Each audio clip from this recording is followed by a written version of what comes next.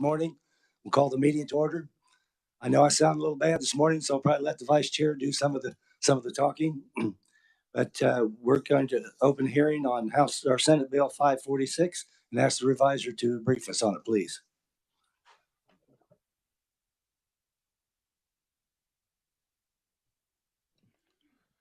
Thank you, Mr. Chairman. Good morning, committee. Senate Bill 546 is it's a bill sponsored by Senate Committee on Fed and State. So it's an exempt bill. Authorizes and regulates the use of autonomous motor vehicles. Section 1 begins by defining terms that would be used throughout the bill, such as automated driving system, what is considered conventional human driver, driverless capable vehicle, and there are other definitions as well. Section 2 authorizes driverless capable vehicles the ability to operate without a human driver if certain conditions are met. Those conditions being the vehicle is capable of achieving a minimal risk condition, which is a defined term, which means a reasonably safe state to which an automated driving system brings an ADS-equipped vehicle while experiencing a performance-relevant failure of the system that renders the system unable to perform the entire dynamic driving task, including removing the vehicle to the shoulder or bringing the vehicle to a complete stop. The vehicle also has to be capable of operating in compliance with applicable traffic and motor vehicle safety laws of the state. The vehicle bears the required manufacturer's certification label. The driverless capable vehicle cannot exceed 34,000 pounds on tandem axles, but that provision expires after July 1, 2025. And a couple more. Conventional human drivers shall be required to be physically present in every driverless capable vehicle that provides transportation network company services, TNC services. So they would have to be in the vehicle for the first 24 consecutive months from the beginning of operation. And for all other vehicles, a conventional human driver is required for the first consecutive 12 months for the entity placing vehicles into service, except a person that operates a vehicle not intended for human occupancy or that lacks manual controls for operation by a conventional driver. Obviously does not have to have, or in the bill does not have to have a driver present for that time period.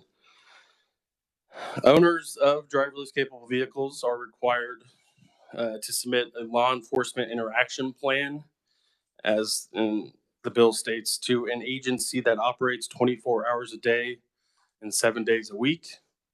That plan must describe how to communicate with a fleet support specialist who is available during the times the vehicle is in operation, and on which side the vehicle contact information of the specialist is readily visible. It also the plan must contain information regarding safety considerations for first responders in dealing with driverless capable vehicles as a result of collision or fire, how to recognize whether the driverless capable vehicle is in autonomous mode, and any additional information the manufacturer or owner deems necessary regarding hazardous conditions or public safety risk associated with the operation of the driverless capable vehicle.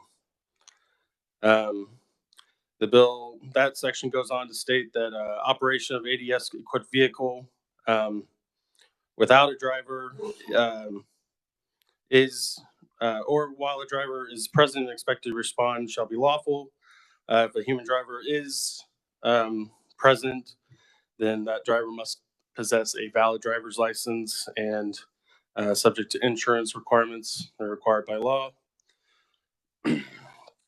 Going on to section 3, that requires the owner of an ADS equipped vehicle to obtain insurance or financial security prior to operating the ADS equipped vehicle in the state.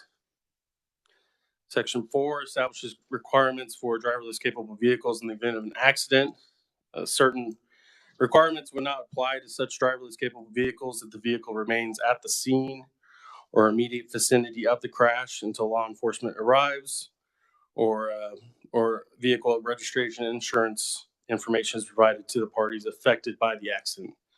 And then either the vehicle owner or the owner's agent promptly contacts law enforcement agency to report the accident, or in the case of a vehicle that can promptly alert law enforcement, The alert is given by the government departments that regulate operation and ownership of conventional human drivers. Section 5 allows for the operation of on-demand driverless capable vehicles that can be used to transport persons or goods. Section 6 establishes the automated driving systems and ADS equipped vehicles shall be subject to applicable traffic and motor vehicle safety laws, and violations are enforceable as if the vehicle has a licensed human driver on board. Additional language was added in the Senate to allow governmental departments to adopt rules and regulations implementing sections 1 through 10, only for those provisions under the jurisdiction of the governmental department when regulating operation ownership of conventional human-driven vehicles. Additionally, political subdivisions are prohibited from imposing certain performance standards requirements or taxes on ADS-equipped vehicles. Going on to Section 7, this requires driverless capable vehicles to be properly registered and titled under Kansas law. Section 8 allows for the operation of a driverless capable vehicle as a commercial motor vehicle, except these vehicles cannot transport hazardous materials. And going into Section 9 establishes that the Uniform Act regulating traffic on highways would apply to driverless capable vehicles to the extent that those laws would apply. In certain circumstances, obviously, they wouldn't. Section 10 states that driverless capable vehicles that are designed to be operated exclusively by the automated driving system for all trips are not subject to motor vehicle equipment laws or regulations that support motor vehicle operation by a human driver, such as requiring mirrors, windshield wipers, and any of those equipments. They're not relevant for an automated driving system. Section 11 establishes the Autonomous Vehicle Advisory Committee. After amendments on the Senate, the committee is now 26 members, appointed in various ways that you can see listed in the bill. The committee is required to submit a report on or before July 1, 2023, and each July 1 thereafter, with recommendations regarding the use or regulation of autonomous vehicles in the state.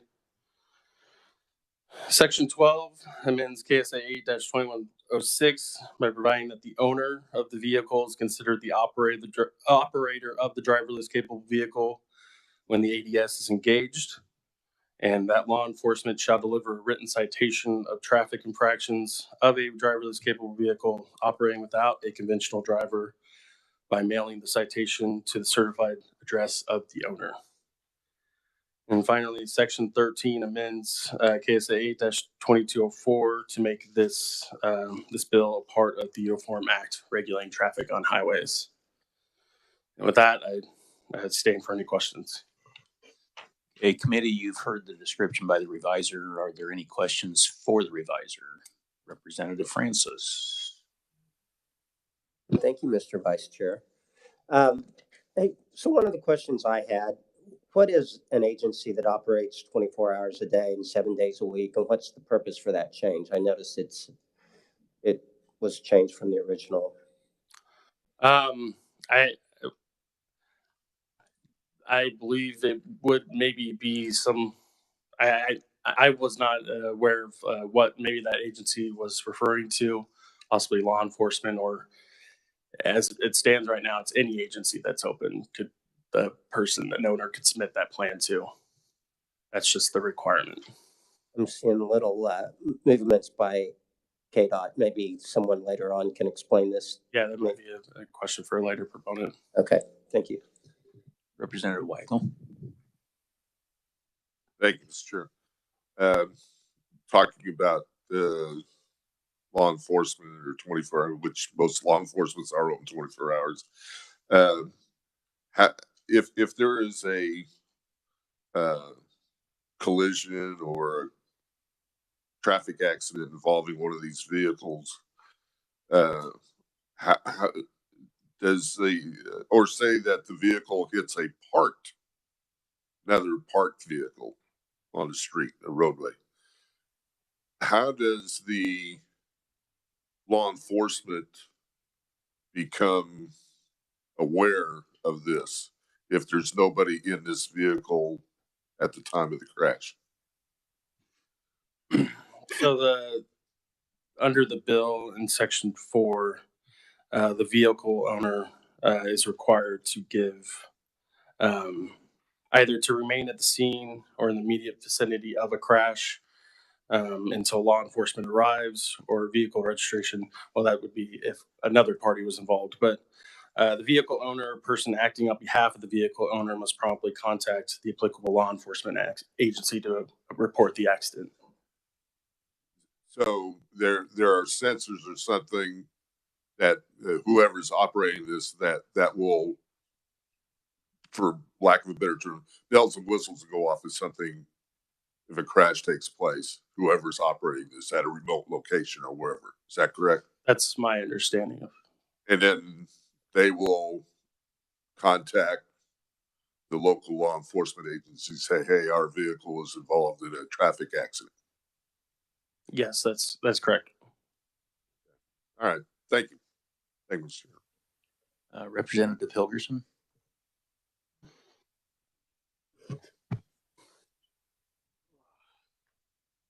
You know, I was watching basketball over this weekend and I saw a commercial for a GMC Denali, driverless.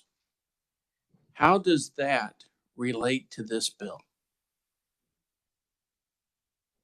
This bill would allow the operation of that vehicle in a driverless state, or with a conventional human driver with an ADS, with an automated driving system engaged. This is the bill that would authorize that. Do they have to does the Denali, if I buy a Denali, do I have to comply with everything then under this bill? I believe I have to check for sure. If you don't know, I'm kind of priming the pump a little bit. So, pardon the expression, but because you can see where I'm heading for all the people out there. How is this meshing with the other technology? So if we don't know now, we will hopefully in a little bit. Under, I mean, I guess I don't know if this really gets to your question, but under section 2, an owner of a vehicle must submit a law enforcement interaction plan. So that would be kind of what would allow them to operate on the state or on the roads. Representative Jacobs. Thank you, Mr. Vice Chair. Chris, on page 3, when we're talking about, and we may have alluded to this already with the 24-hour company, 7 days a week, who is doing the DOT inspections? And are these vehicles able to run 24 hours a day, 7 days a week? I'll start with your first question. There is no time limit on when the vehicles can run. I don't know if the vehicles themselves would have that sort of limitation, but there isn't anything in this bill that limits when they can operate. As far as inspections, I don't believe the bill requires any sort of inspection, just that submission of the law enforcement and interaction plan prior to operating, and making sure that the vehicle, conforms to applicable motor vehicle safety and equipment laws. Like DOT drivers, if my brain remembers right, they have to do a log, and or particular companies that are running heavy trucks on the highway, they have to do DOT inspections post and pre-trip and post-trip. How would we know that these vehicles are in compliance to safety? And that, I guess that brings me up to a question on page 4 then in new section 3 about insurance. Will these companies have to have more insurance, or will there be more liability? I would think with vehicles that aren't manned or woman, whatever. So as for insurance, that is on section. It's in section 3 on page 4. It just requires the owner to obtain insurance under KSA. That's sufficient under KSA 40-3104. So there isn't any sort of. I believe that's provides the minimum insurance requirements, but that doesn't. The bill does not list specific in like minimum insurance coverage other than what's in that statute. And I'd have to look at that again to know exactly what those are.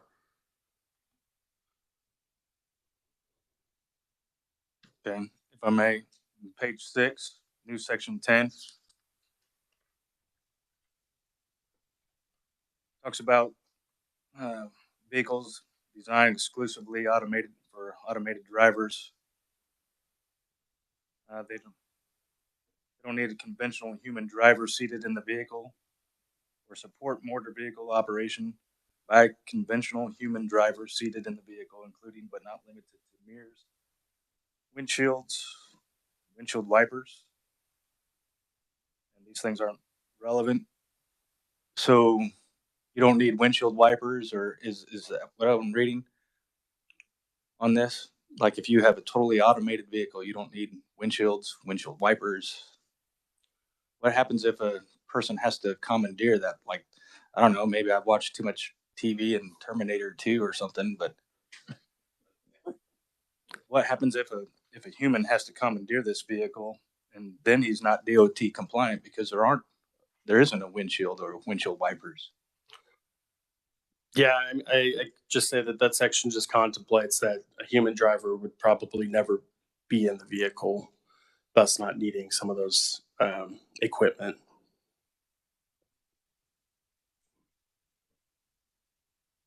Okay, thank you. Okay. In the interest of time, I know we've got a few more people wanted to ask questions, but we need to get on to the testimonies. So, Reviser, I thank you for answering the questions. First up on the proponents, I'd like to introduce Mike O'Neill, representing Walmart.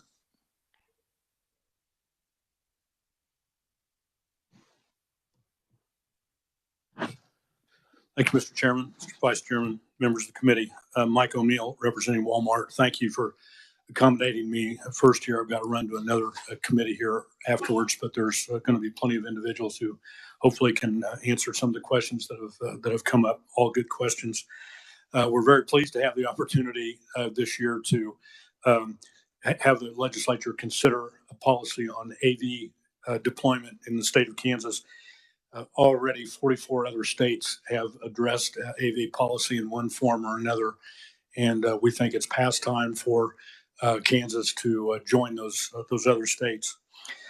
In today's environment, particularly in light of the supply chain issues that we've been having, it's very important that we meet consumer expectations for them to have product available to them, whether it's delivered to their stores or delivered to their homes. And this is a great opportunity for us literally at the crossroads of America to have AV policy in Kansas. We're kind of behind the curve on this. This may be new to us, but it's here in Kansas, but it's not new to the industry. So we have benefited greatly from having substantive conversations with industry leaders who have been operating in those other states. And this bill is a product of them working with us on getting it right in terms of safety and in terms of compliance. And so I want to give a shout out to the industry. We've also had substantive conversations with law enforcement and KDOT. I also want to express our appreciation for Ed Klump with our law enforcement partners, Secretary Lorenz with KDOT. We've worked extensively with them, again, to make sure that we get it right. Safety is the number one goal for us. And as you probably know, members of this committee in particular, we have sort of a two-pronged jurisdiction. We have the federal government through NHTSA and through the National Traffic Safety Administration, Motor Vehicle Safety Act, that really takes care of the manufacturing side of this and the safety side of this. Those obviously anything we do here has to be compliant with those laws, just like your conventional vehicles. And then, of course, the state itself has jurisdiction over rules of the road and that sort of thing. We felt that it was better. There's actually some states whose laws are silent, and when you read them, it would appear that AV deployment could take place in that state without any enabling legislation whatsoever. We decided that that was not the prudent approach in Kansas, so we felt like it was better to have a comprehensive policy in place that has been signed off on by law enforcement and by the regulatory agencies and by the legislature to make sure that the deployment that's going to take place is done in a very transparent and safe fashion. Attached to my testimony is a good fact sheet. You'll see that that fact sheet has the heading on it, Gatik. I'll explain that in just a very short amount of time. So what's Walmart's stake in this? Well, Walmart and a AV leader in the country, a company called Gatik, are already successfully deploying delivery vehicles in the state of Arkansas and Louisiana as we speak. They have a 100% safety record. I'll repeat that, 100% safety record. Why is that? Because of extensive testing. These companies, all these AV companies, and I'll just speak of Gatik, aren't going to deploy a single vehicle in a single state or a single jurisdiction unless they have all the safety features and they have all the research and development, they have all the bugs worked out. Why? Because they don't want to have that one accident. And that's pretty extraordinary when you consider that 94% of all accidents on the roads today are human error. And yet we continue to have human drivers, of course, because that's the expectation. Before we have AVs, there's going to always be human drivers. But the human element is by and large, 94% of the time, the cause for any of these accidents. We have a critical driver shortage in the country. If you look at my testimony, the American Trucking Association estimates that in 2021, the truck driver shortage hit a historic high of over 80,000 drivers.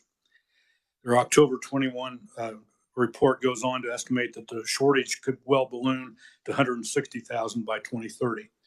So Walmart, for Walmart's part, Walmart is hiring drivers right now at about 80,000 plus, and still they cannot satisfy all the human driver needs. And so this is not a situation where we're trying to supplant drivers.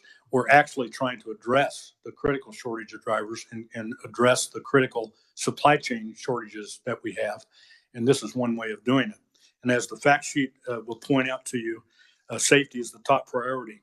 Autonomous vehicles don't speed, they don't get tired, they don't get distracted, and they prioritize defensive driving with the automatic driving systems that they have in place.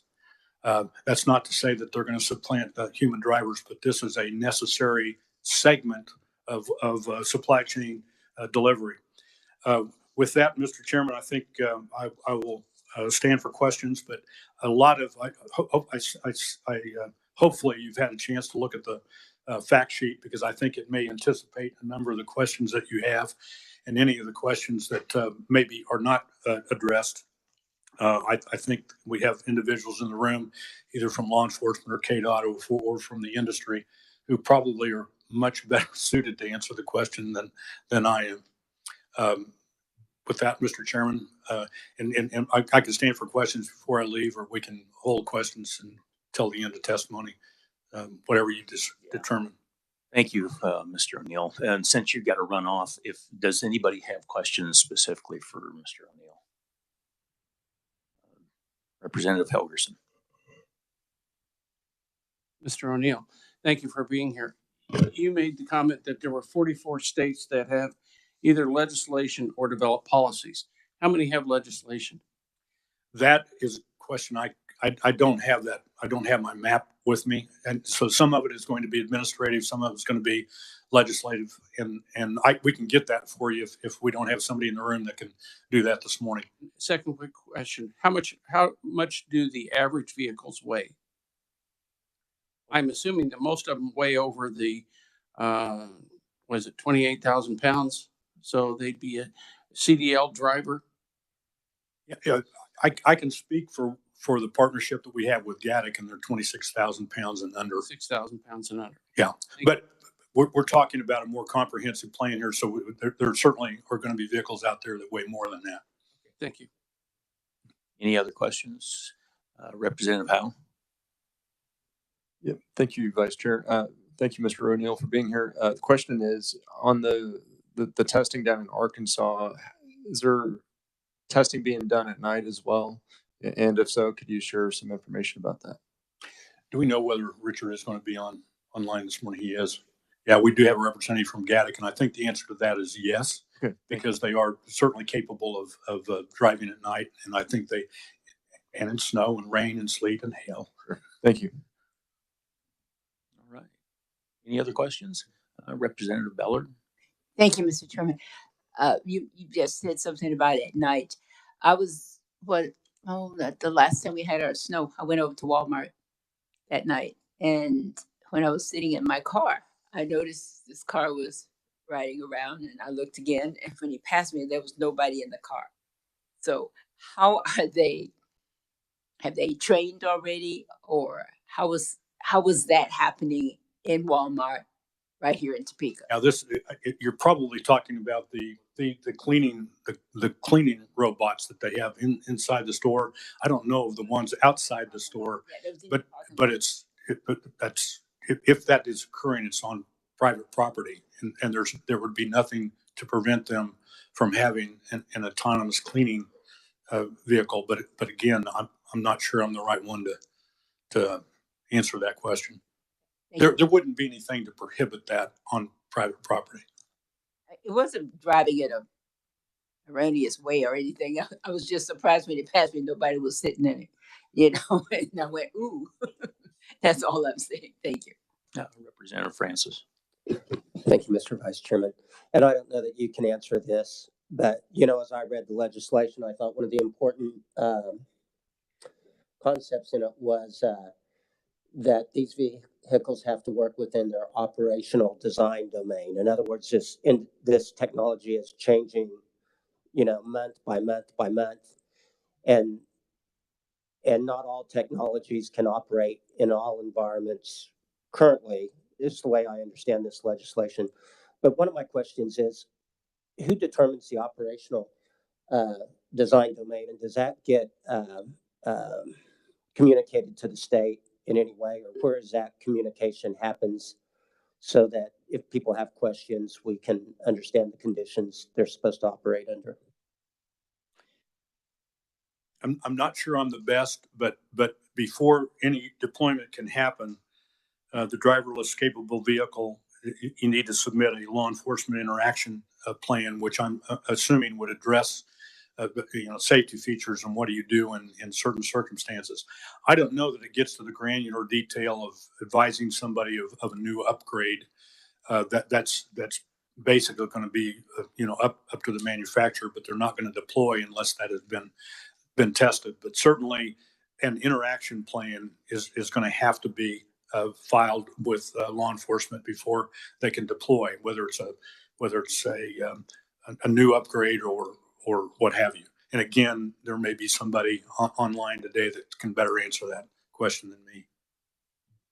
All right. I don't see any other questions. So, Mr. O'Neill, thank you. Thank you very much. Next up, Richard Steiner, Head of Policy for Gatik, and I understand it's remote. Mr. Steiner, are you on there? I am. Good morning, Mr. Chairman, Mr. Vice Chair, members of the committee. Just checking, first of all, you can see me and hear me okay? We can now. Okay, perfect. Thank you so much for the opportunity to appear today in support of SB 546 and share with you our vision for the safe and structured introduction of autonomous vehicles in the state of Kansas. So my name is Richard Steiner, Head of Policy and Communications at Gatik. And by way of background, and Mike O'Neill had shared some of this, but Gatik is an autonomous trucking company. We operate exclusively a fleet of light and medium duty trucks, and we deliver essential goods and supplies on behalf of Walmart. So for us, this is a very exciting prospect with SB 546, and we're looking forward to ensuring that the benefits of our autonomous technology can be realized by Kansans in the near term. I want to highlight that for us, safety is table stakes. It's the most important consideration at every single stage of technology development, validation, and deployment. I'll also highlight something which Mike O'Neill had flagged, which is that since commencing commercial operations, we have a 100% safety record, and that's across each of our operational sites. That actually includes not only Arkansas and Louisiana, but also Texas, California, and Ontario, Canada. Following extensive due diligence and discussions with multiple key stakeholders in the state of Kansas, including legislative leaders, committee chairs and members, law enforcement, Kansas Department of Transportation, the governor's office, members of labor and the national AV industry as well. And I also want to just, give a shout out as well to KDOT, to law enforcement, to other folks I believe are in the room as well. We truly appreciate the opportunity to engage in the way that we did. We are particularly excited about SB 546 for the following reasons. We're looking forward to improving safety by reducing the number of road incidents caused by distractive, inattentive, or impaired driving. We're looking forward to establishing reliability across the supply chain by protecting against driver shortages and moving goods much more efficiently. And this comes at a time when I think, frankly, the supply chain is under more pressure than it's ever been before.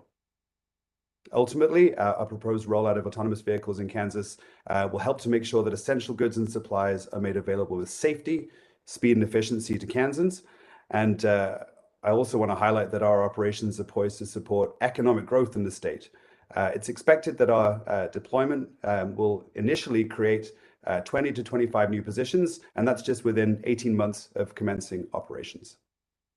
So in summary, I'd like to say on behalf of Gatik, we sincerely appreciate the opportunity to share this testimony in support of SB 546.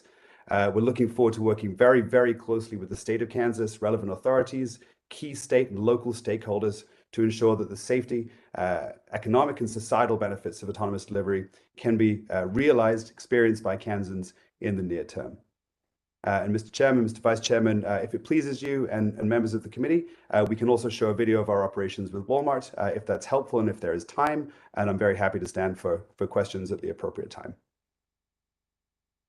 Yeah, if you've got a video, you know about how long it is? It's 2 minutes long. If there's time for that, we'd be very happy to show it. We're fine. Go ahead. Thank you. I will just use the power of technology to hopefully set that up.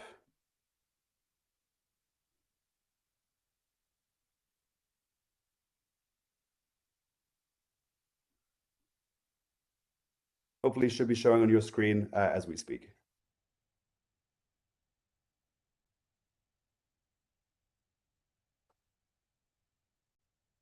So I'll just flag while the video is playing that one of the questions came up about operations at nighttime. I'll highlight that a little bit about our technology and our sensor suite. So we use a fully redundant sensor suite, including cameras, radars, lidars, GNSS, so satellite navigation systems. All that to say, in layman's terms, we're able to see about the length of 3 football fields, 360 degrees, anytime, day or night. And yes, we do indeed operate in rain, sleet, and light snow as well.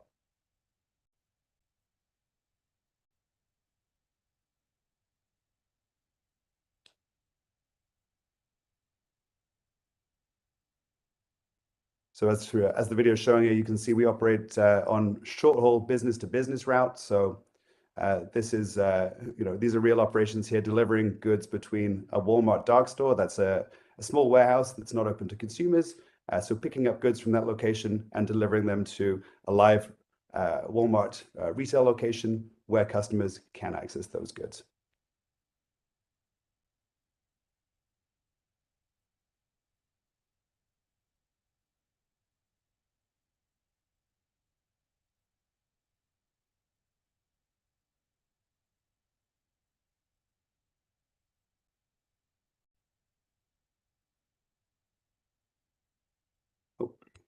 Thank you so much for the opportunity to share the video. We're greatly appreciated.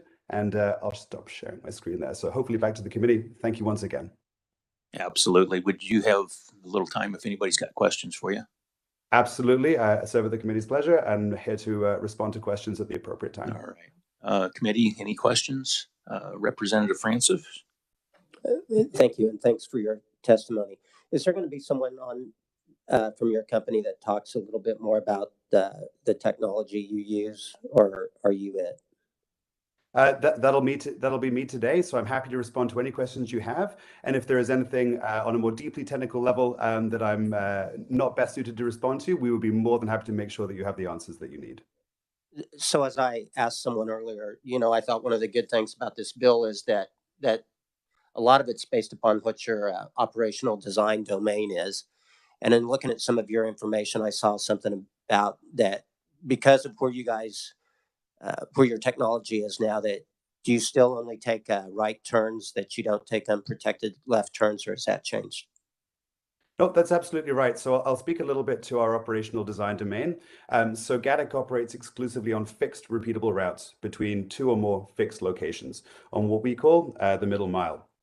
So we are not delivering goods to consumers' doorsteps. We're delivering goods between micro fulfillment centers or smaller warehouses where goods are stored, and retail locations or other local drop-off points. So it's a very constrained environment, a limited number of points between which we deliver. And in terms of the operational design domain, as far as taking right turns versus unprotected left, our technology can handle unprotected left turns. However, we always favor taking a slightly longer route, even if it involves multiple right turns, because it is safer to do so. One of the advantages, of course, of delivering goods is that goods don't complain if a route takes a little longer than it might otherwise do, to ensure that it is the safest route. So in all of our operational design domains, we favor right-hand turns, and we would do the same in Kansas as well. And so do your trucks only operate over a fixed predetermined route, or is there some variance that's allowed in the route based upon road construction? So we operate on fixed repeatable routes. However, I will flag that our vehicles do have the technological capacity. Say, for example, there were unexpected roadworks, and this is a really important point about our technology.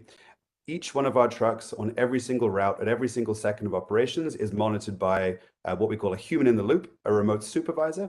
So that remote supervisor, who is locally based in a nearby remote monitoring center, is monitoring all aspects of operations. Should there be unexpected roadworks or something that was unexpected for the vehicle to come across, say a tree had fallen down, for example, the vehicle would come to a slow and graceful stop. It would then patch into the remote supervisor, who would provide a high-level decision. For example, the vehicle would essentially ask, can I borrow the neighboring lane to go around the unexpected roadworks, or something similar of that nature. The remote supervisor would then say yes or no based upon a safety-related decision, and the vehicle would move on autonomously from there. And I'm sorry to take so long, but I'm really curious about this, technology again. So when you do this, I mean, one of the things that I've heard is that, I've got a map that'll get me from my house to the Capitol, and it gives me a predetermined route. Do you use that kind of a map, or do you use a more detailed map as you learn from the route that you're traveling? Yeah, that's a great question. Thank you. So mapping is an integral component of what our engineering team does when we set up a new deployment site. We map diligently, extensively every single aspect of every single route. So this is done through multiple staff members upon each individual route, under testing, even before we're operating autonomously, to ensure that every single road marking, every single sign, every single tree, every single aspect of the journey is known to our systems. And this is really important because, just say, for example, road lines, road markings became slightly less clear to the vehicle's cameras. Or, for example, there was light snow, which covered up the lane markings. That wouldn't be a problem for our vehicle because the route has already been mapped. The system already knows exactly what it is in terms of its operational design domain. So it's yet another fail-safe redundancy for our autonomous technology. Should I stop? Go ahead, one more.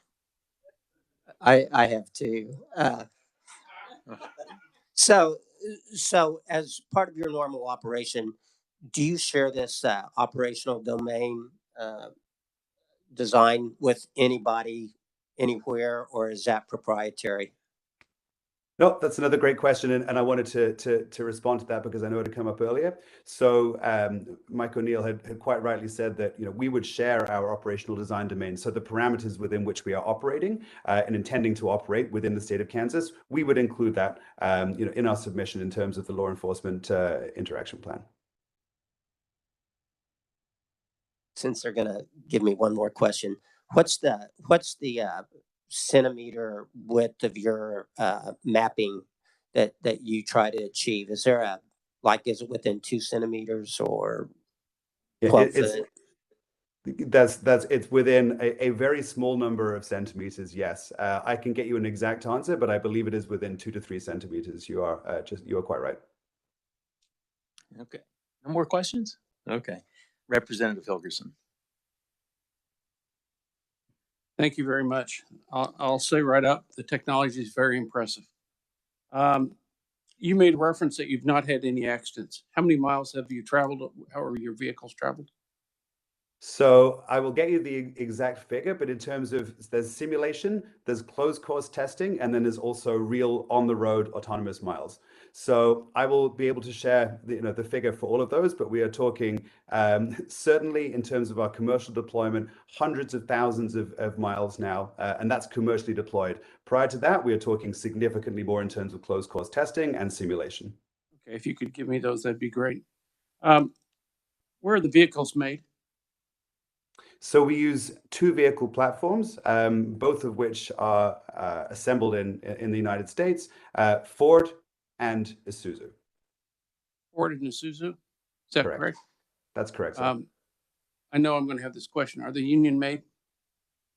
I will respond to that offline and make sure that you have the correct answer. Okay, thank you. Do you have any electric? Or are they all gas?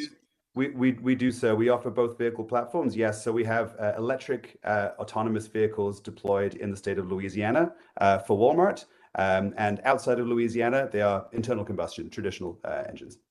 Your company does, with this piece of legislation, the middle delivery.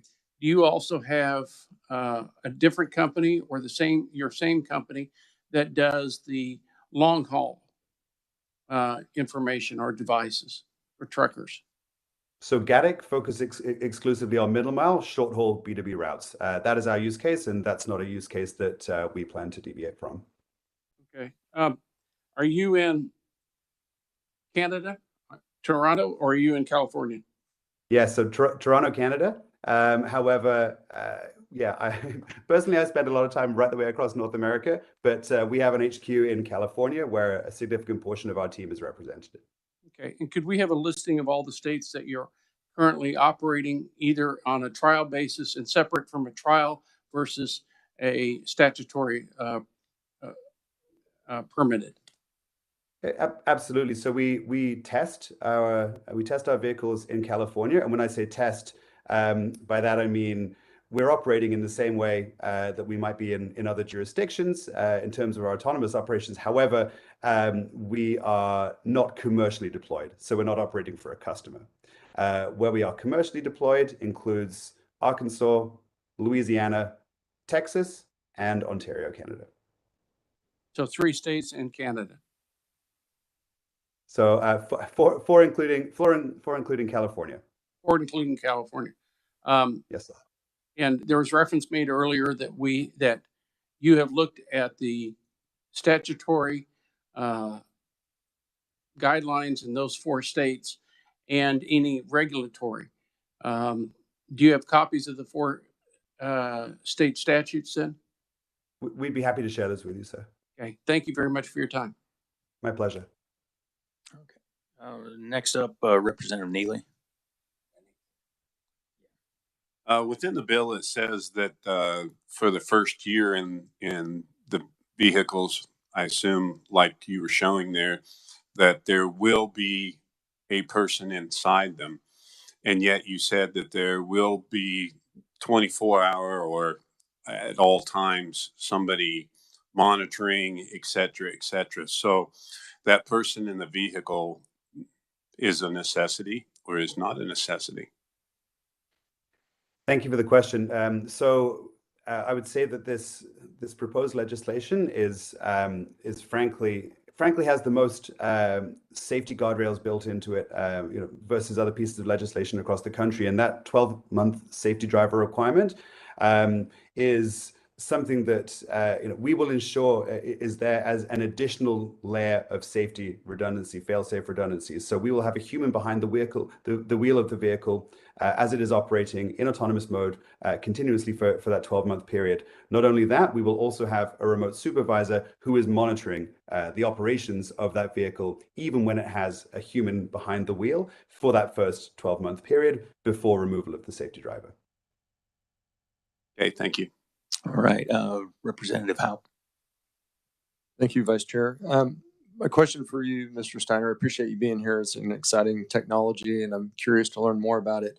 But what about the situation in which humans, we find ourselves jaywalking, we find ourselves perhaps kids playing basketball, ball rolls out into the street. What type of response have you learned in this new technology? How does it respond to those X factors? That's a great question. Thank you for asking. So first, I'll flag that our vehicles take an incredibly defensive style of driving. It's built into our autonomous technology. It's a critical component of how we operate.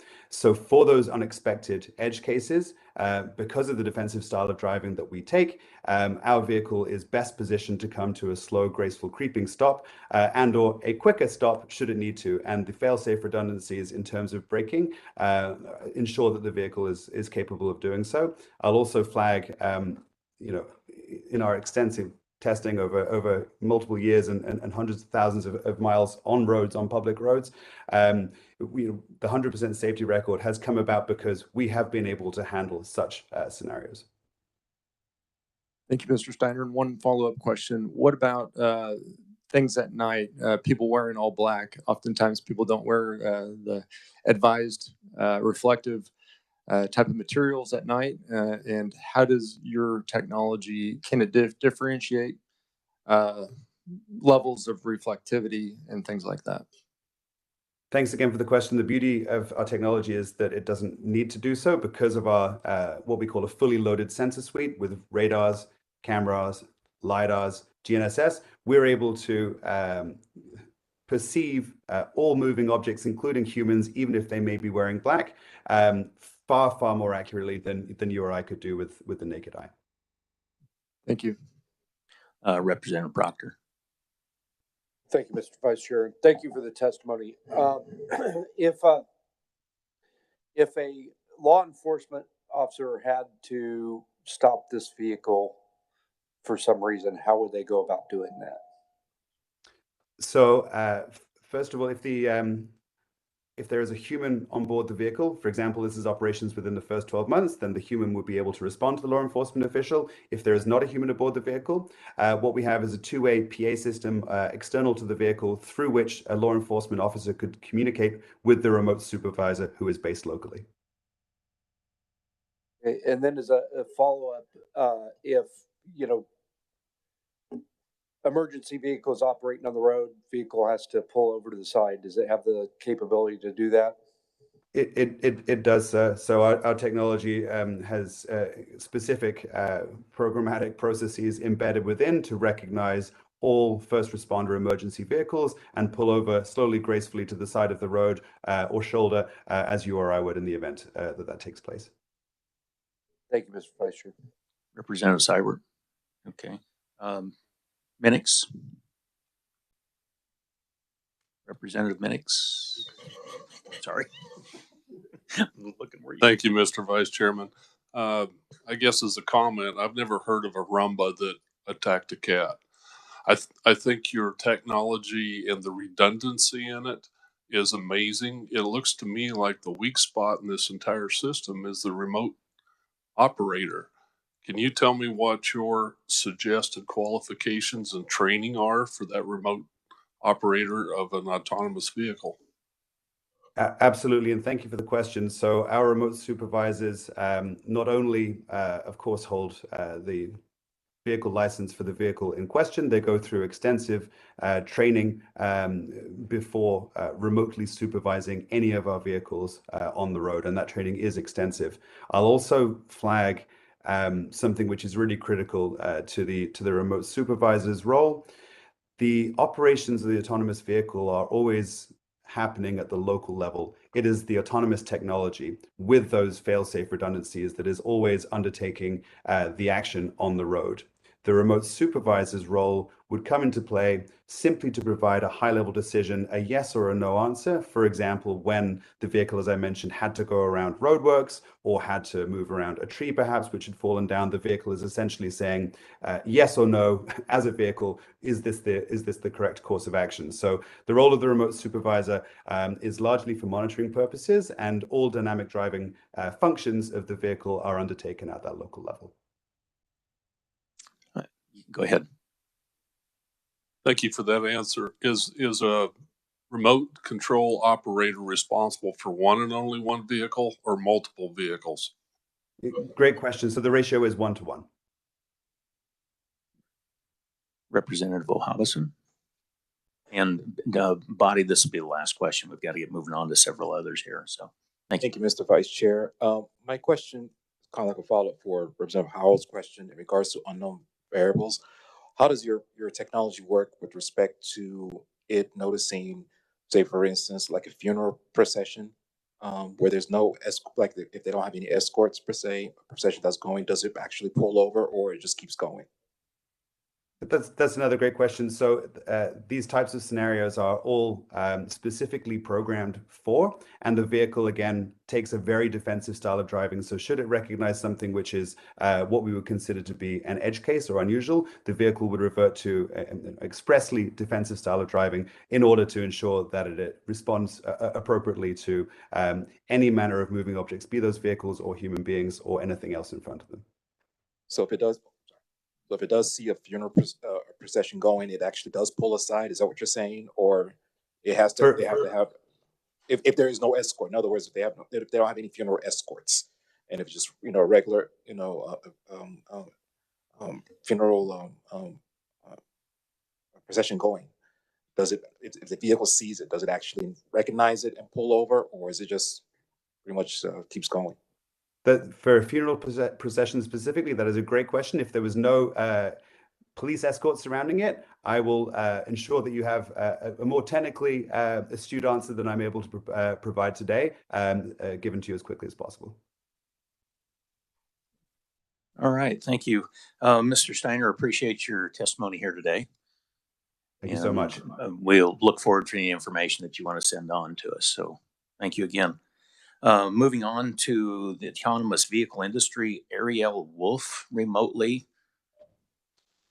Ariel, are you on there? Good morning. Am I coming through okay? Yeah, we can hear you just fine. There you are. Now we got the video going too. Go ahead. Wonderful. Well, thank you so much, Mr. Chairman, Mr. Vice Chairman. I submitted testimony on behalf of the Autonomous Vehicle Industry Association, and so I won't repeat that here.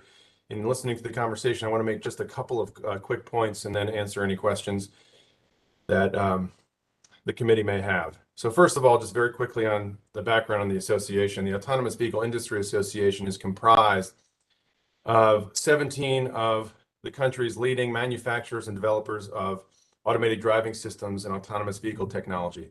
That includes companies, whether it's Ford Motor Company, Volvo Cars, Google's self-driving car unit, Waymo, Cruise, which is a unit of GM, and a number of companies that work in the trucking space and building the technology to operate autonomous trucks, as well as companies that are working on applying the technology to zero occupant delivery vehicles and last mile delivery, as well as middle mile.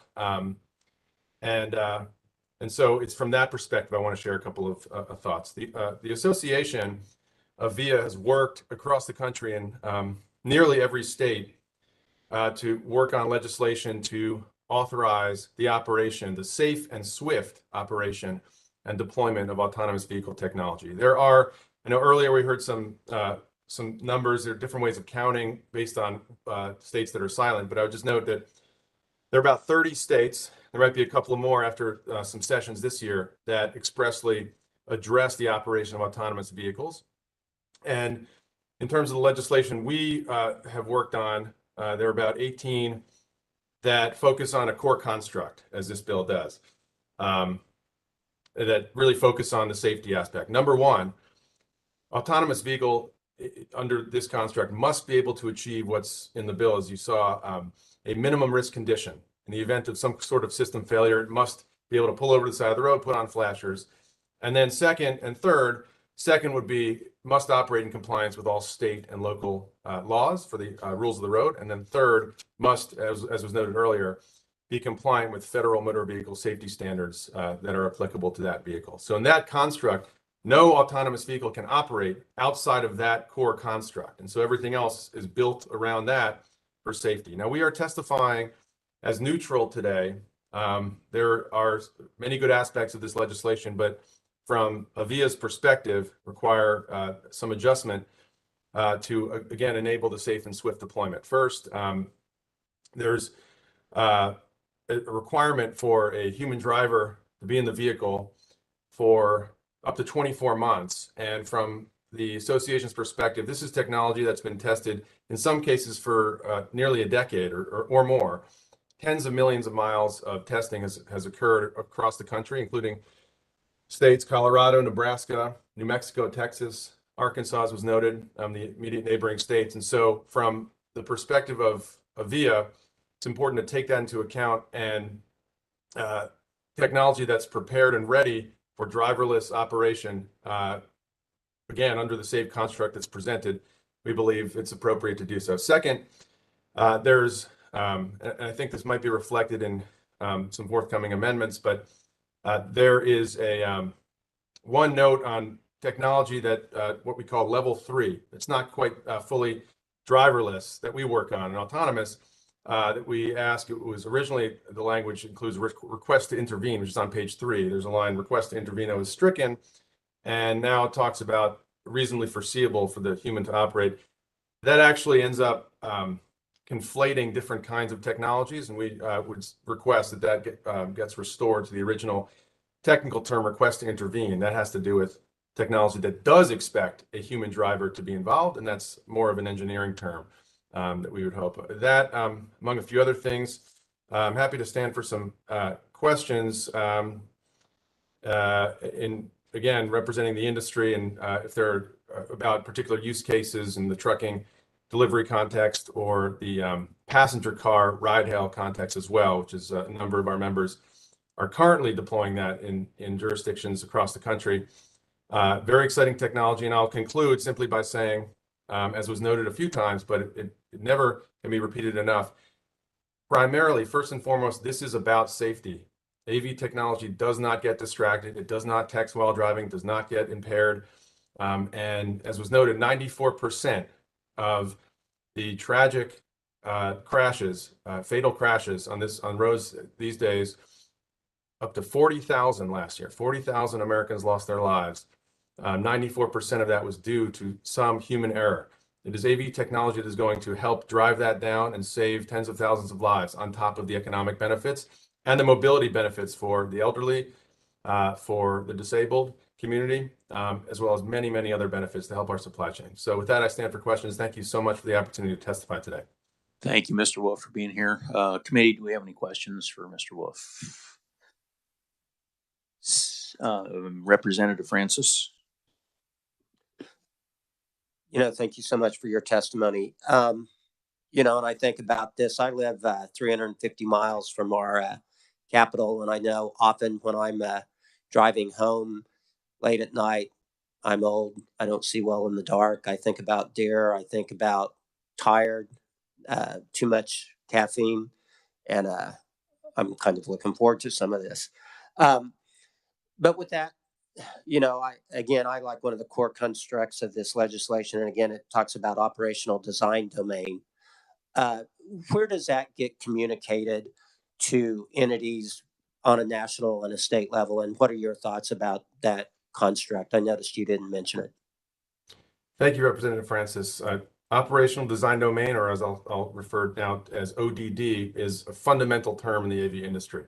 It's core to the technology. It can't be operated or deployed unless there's a very specific, clear understanding of what the ODD is from an engineering perspective to put the vehicle on the road. In terms of how that's communicated to U.S. Department of Transportation and the National Highway Traffic Safety Administration, has a number of guidelines and safety self-assessments that our membership prepares that goes into detail on what the ODD is, and that's submitted to the to NHTSA and USDOT. It's also going to be communicated in the law enforcement interaction plan that is submitted under this legislation, because of course law enforcement needs to understand how and where these vehicles are going to be operating, so they can have a clear understanding if there to be some incident. And so again, fundamental engineering term, it cannot be deployed without that, and is communicated in a number of different documents. And maybe some examples I'm happy to submit to you in writing, sir, following this hearing. Representative Seibert. Thank you, Mr. Vice Chair. I was hoping my question was answered earlier, but I have a follow-up question. Appreciate all the work you guys are doing. It's got to be a tremendous amount of work doing this.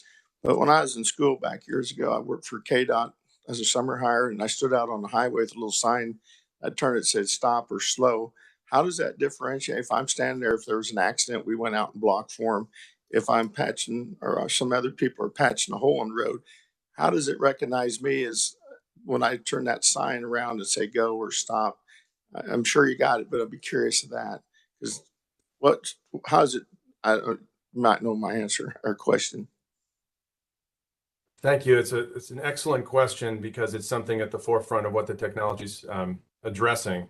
And first, I think at a core level, the technology is assessing all of the surroundings at a very far distance, and understanding if there's some sort of road stoppage and not doing anything to make that worse. Now, in terms of being able to get around it, there are a couple of things. Mr. Steiner talked about one use case where there are supervisors, remote supervisors, that can authorize being able to, because the technology is not going to cross a double yellow line. It's not going to take those type of maneuvers, but with supervision. And this is how the technology is going to be deployed for the foreseeable future.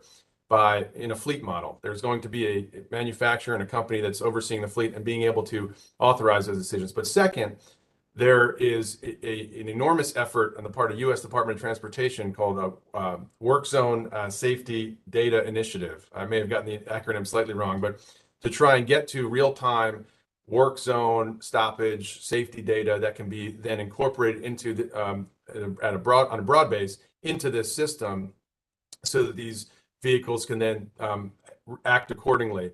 And then thinking about what we already have with whether it's Waze, which can already populates this, combined with that kind of data feed from USDOT and other initiatives, it's something that's the industry is focused on, and I think it's being addressed. So just to put it in a nutshell, if I was holding that little sign up that said stop, it would stop. And if I point to go around it and turn the sign, would that go to that guy in the office supervising it then to make sure that it would go around the obstruction? I guess that's my question. Sure.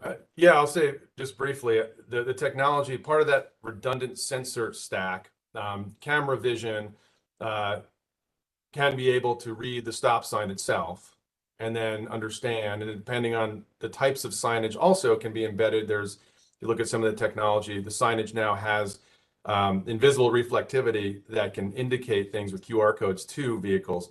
And so that's maybe on the forefront, but it also can read it, and then there's some redundancy there. And then as a fail safe, there would be the supervision that can then get involved. Very good. Body, anybody else? Any other questions? Okay, Mr. Wolf, thank you very much for being with us today. We appreciate it. Thanks so much. Next up is Leighton Yates from Auto Innovate. Leighton, can you hear us?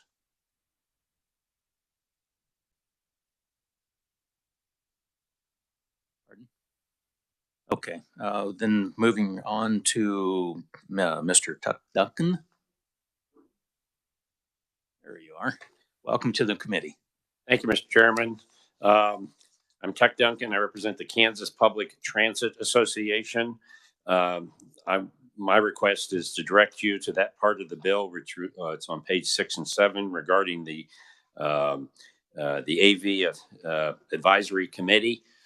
Public transit, albeit not in Kansas yet, around the country is operating AV technology. Arlington, Texas, I put an article, is 28,000 rides in the last year alone on a pilot program.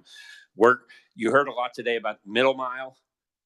AV for transit is going to be the first mile, last mile solution. We run fixed routes, for example, in Salina Go, ACCK, Lawrence Transit, Wichita Transit, etc. But there's other transit in Kansas, which does elderly and handicap, and it gets people to medical. So the first mile, last mile is critical, and the autonomous vehicle is going to be a methodology to solve that problem. There's plenty of studies out there about how transit and the industry is already engaged in this. And we think that since we're going to be the operators of autonomous vehicles, and we're not just moving cargo, we're moving people, we should be engaged in this advisory committee. And we would respectfully request that a representative from the Kansas Public Transit Association be included. And I'm glad to talk with any individual members about, City of Liberal has transit, about anything that you may have in this area. But we do think we provide a people perspective as opposed to an equipment and cargo perspective to this overall activity. With that, I'll sit down. Thank you. Mr. Duncan, thank you. Any questions for Mr. Duncan? I see none. So moving on, we've got written only from Mike Holm, Director of Transportation, KCC. And we'll move into the opponents. Michael DeCourt, remotely. Michael, are you on here? Yes, I am. Can you hear me? We can hear you. Thank you very Welcome much. to the committee. There, the video is working fine too. So thank you for being here, and you have the floor. Appreciate that. Mr. Chairman and members of the committee, first, I want you to know I shortened my testimony here from the written version. My name is Michael DeCourt. For the past 4 years, I've been heavily involved in the air and ground autonomous vehicle industries, including on several Society of Automotive Engineers committees, which included for driverless vehicle testing, artificial intelligence, and simulation. I would like to note the editor of SAE's Autonomous Vehicle magazine recently wrote an article stating I was prescient regarding my opinions on how the driverless vehicle industry is developing and testing their systems, especially Tesla, and that I should have been listened to 4 years ago. The reason I am here in opposition to the bill is not because I am against the creation and use of autonomous vehicles. I am largely in support of that technology for both commercial and military use. What I'm in opposition to is the approach the industry is using to develop and test that technology. That approach is untenable from a time, cost, and safety point of view. The approach relies on several untenable parts to reach the driverless state of SAE level 4. Those being the extremely immature state of general and deep learning, the use of the real world for most of the development testing, and gaming-based simulation. Combined, these will never create an autonomous systems and save the lives the industry wants to save. But the most concerning part is the literal sacrifice of human beings inside and outside the vehicles to train the machine learning. Machine learning requires scenarios be experienced to be learned. That requires massive repetition until the neural networks are adjusted and retested enough times to drive the error rate to an acceptable point. While some inference will occur, many crash and edge case scenarios will have to be experienced hundreds or thousands of times each. That means those safety drivers cannot disengage in many cases. This so the scenarios can be experienced and data gathered. Or the human test subjects will not be able to safely disengage at the last moment between when the data is gathered and the crash occurs, largely due to not being able to obtain enough situational awareness in time-critical scenarios to do the right thing the right way. It is at this point that someone might suggest that simulation is used. While that is the solution, the problem here is the industry relies on gaming simulation technology instead of technology from aerospace and defense. This brings us to the entire solution. The industry should adopt the simulation technology, which will be informed and validated by the real world, and augment it with a progressive engineering and safety due diligence approach to prove the technology is ready for the real world, as well as to justify when real world safety driving is necessary. And when it is, those events should be run like a movie set, not the haphazard events being run now involving needless public guinea pigs inside and outside the vehicles for the purpose of hype and building false confidence. Beyond this is the establishment of an autonomous systems driver's test. That test should include information on what scenarios were tested successfully, disengagement data to include when the human disengages to avoid a crash, because right now when there is a crash, especially, well, when there's a crash in simulation, it's not that information isn't being provided. And also what should be provided is the proof of fidelity of that simulation. Not only is none of that being done, Waymo sued the California DMV successfully to avoid providing far less than this information. I ask you, if Waymo or anyone else were actually building the driverless systems they say they are, wouldn't they rush to provide proof to build trust and that they are doing their actual due diligence? I would ask if Gatik has supplied this information. If not, why, if they are doing their due diligence? And why is a request for this proof of capability and safety not in the bill? I would like to thank the committee for giving me the time to speak and would be glad to answer your questions. Thank you, Mr. DeCourt, for being here. Body, do we have any questions? Representative Francis.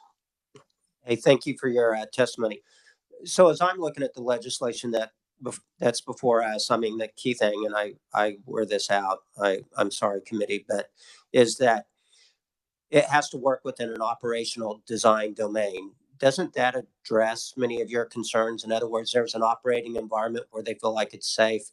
They're not trying to get me from my house 5 miles out in the country to another location 400 miles away. I mean, doesn't that limiting the scope of their practice as the technology matures address some of your concerns? Well, there's two parts to that. One is a bottoms up approach where you get progressively more complex and involve more crash or edge case scenarios. It's a great approach. I'm good with it. But then there's the other side of it. Have you actually done the due diligence and are you proving it? And no one is proving it. Again, if you're doing that due diligence, then show me all the scenarios learned, including relevant crash and edge cases, right? Show me their disengagements and note when there's a disengagement for the reason of there potentially or actually being a crash that is being avoided, and show me that information in simulation as well as the real world, and then show me that your models that you use for simulation are accurate enough to give you that confidence, okay? So it's two parts, right? The ODD is great and building up from the bottom and an agile approach, but if everybody's talking about safety as being number one and we're doing our due diligence, okay, fine, then provide the information to prove that. It seems to me, I mean, if I was running one of these companies, I would be eager to prove that. So. Representative Ballard. Thank you, Mr. Chairman. Well, as part of the testimony was that they hadn't had any accidents. Would you like to rebut that? No, so I'm sure they haven't. So so what's occurring here is several things. One, let me say, it appears to me Gatik's approach bottom up is great. It's not like Tesla where they're just driving around everywhere and not doing a progressive ODD approach. Looks like they have an excellent sensor system. The remote driver apparently doesn't actually drive, which is fantastic because due to network latency and lack of a motion cue system, they would wind up in trouble. So the fact that the remote doesn't involve driving, as I understand it, is terrific, okay? So I want to say that in all those areas, Gatik seems to be doing very well, clearly better than Tesla. But as far as accidents go, ask for the data where the human disengaged, okay, and why, all right, the safety driver. Now, if they say they have no crashes when there is no driver present, at some point, you are effective enough with your design to start playing the odds, okay? Because statistics are that humans crash every 165,000 miles about, okay? And there's a death every 10 million. So if you get to the point where you're in an environment that you've learned and It's not as complex as driving everywhere, because 165,000 is an overall figure for humans driving everywhere in the United States, not these ODDs. Okay, so you get to a point where you're simply playing the odds. But again, I come back to it. Ask them for the list of scenarios that they say they've learned with the associated crash cases. Ask them for the disengagement data, all the disengagement data. And most often what people do is when they're crashing, for example, in simulation or out in the real world with a safety driver, they don't annotate that the crash was because of a potential accident or one that would have occurred. They say there was a system error. Okay. The only crashes that are being called out by anyone in the real world are when the vehicle actually crashes, and they can't hide that fact. So again, I come back to it. If we're doing the due diligence, then supply the data. I'll just follow up on that. I'm just trying to think. One of them says you would have 12 months of like a driver. Does that not answer your question? I mean, if I'm reading correctly, they don't just put them in there first, that you have like a 12-month period of time of training.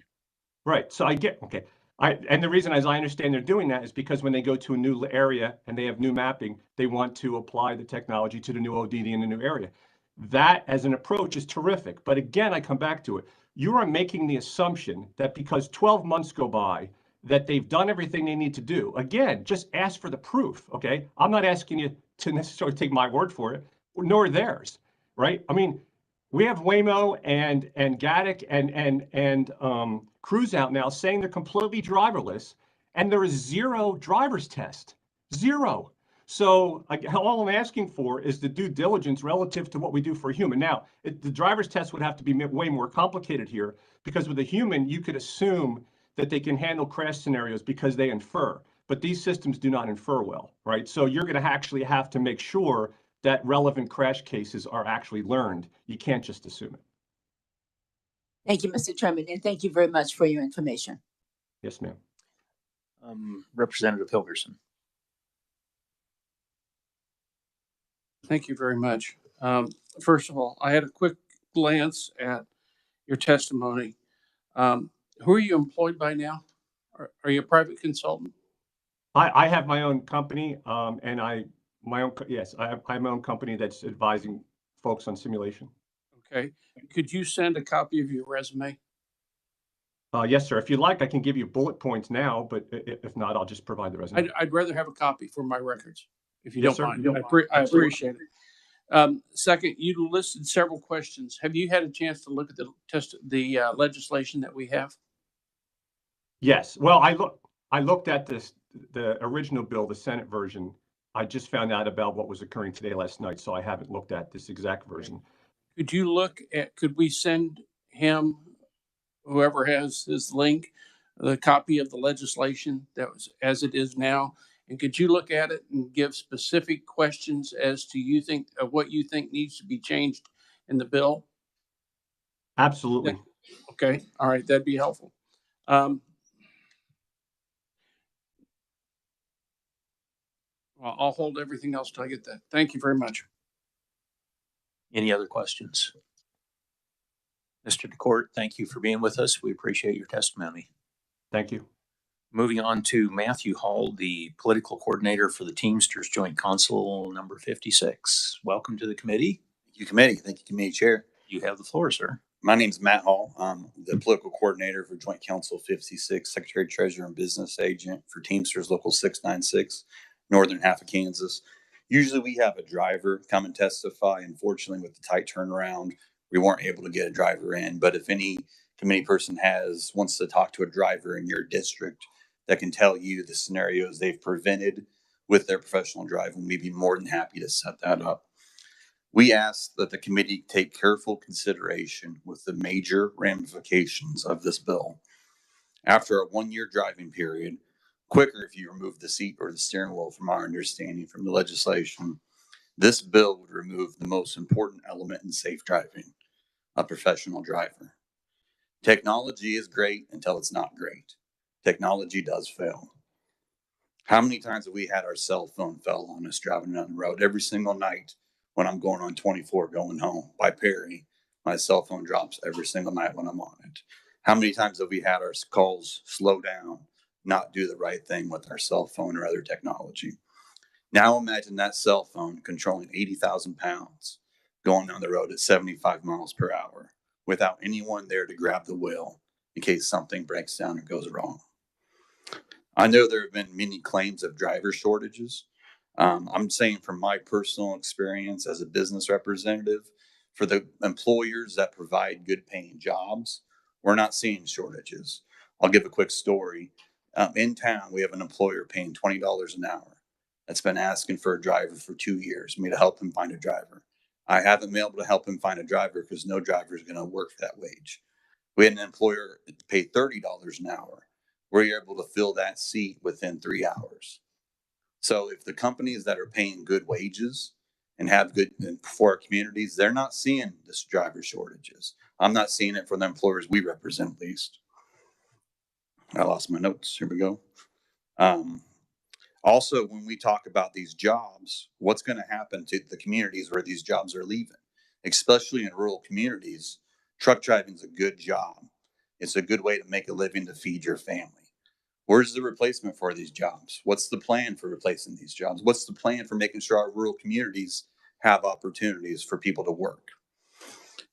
We heard them talk about remote control. Those could be anywhere in the entire world. We don't know who would be watching it. We don't know how many people will be watching one truck.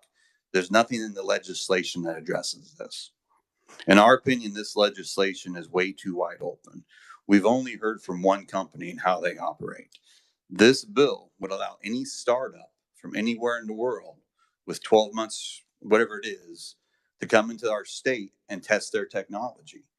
We think that's way too wide open and way too open. This is the roadmap for all AV in the state of Kansas. There's too much at stake for us not to get it right. We asked the committee to consider making sure the human fail-safe is permanently in there and that we have a driver in the truck permanently. With that, I'll stand for questions. Thank you for your testimony. Representative Hilgerson. Thank you very much, Mr. Hall. Several questions. You made reference to the 80,000 pounds, but your concern for these vehicles that are the medium haulers is a little different. And if you care to comment a little bit on that. From my understanding, maybe I'm wrong, but from my understanding, this legislation has a 3-year window. After 3 years, they can use 80,000 pounds. Once again, when we're doing this legislation, it opens it up after a certain time period. And that's our concern, is that we're doing the whole roadmap for the state of Kansas, not just Gatik. This bill would open it up for any startup, period, point blank. Okay, if the legislation is modified to more for Gatik, more for the medium haulers, more for the individuals that are designated route same day, 2 or 3 times the same day, they know that there aren't any problems because they run the same route every day and all day. Do you have as much problem with it then? We still do, because you still need the human element in there.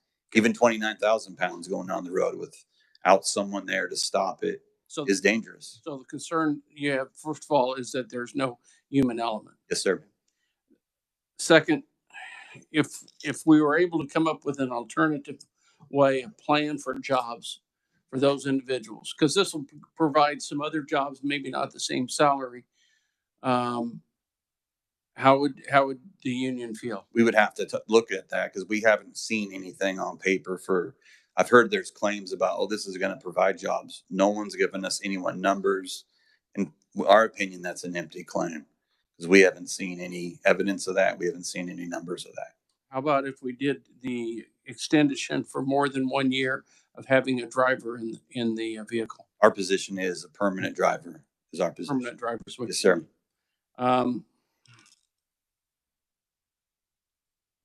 I agree with you about the other companies, by the way. It may be a little bit open for other companies to come in.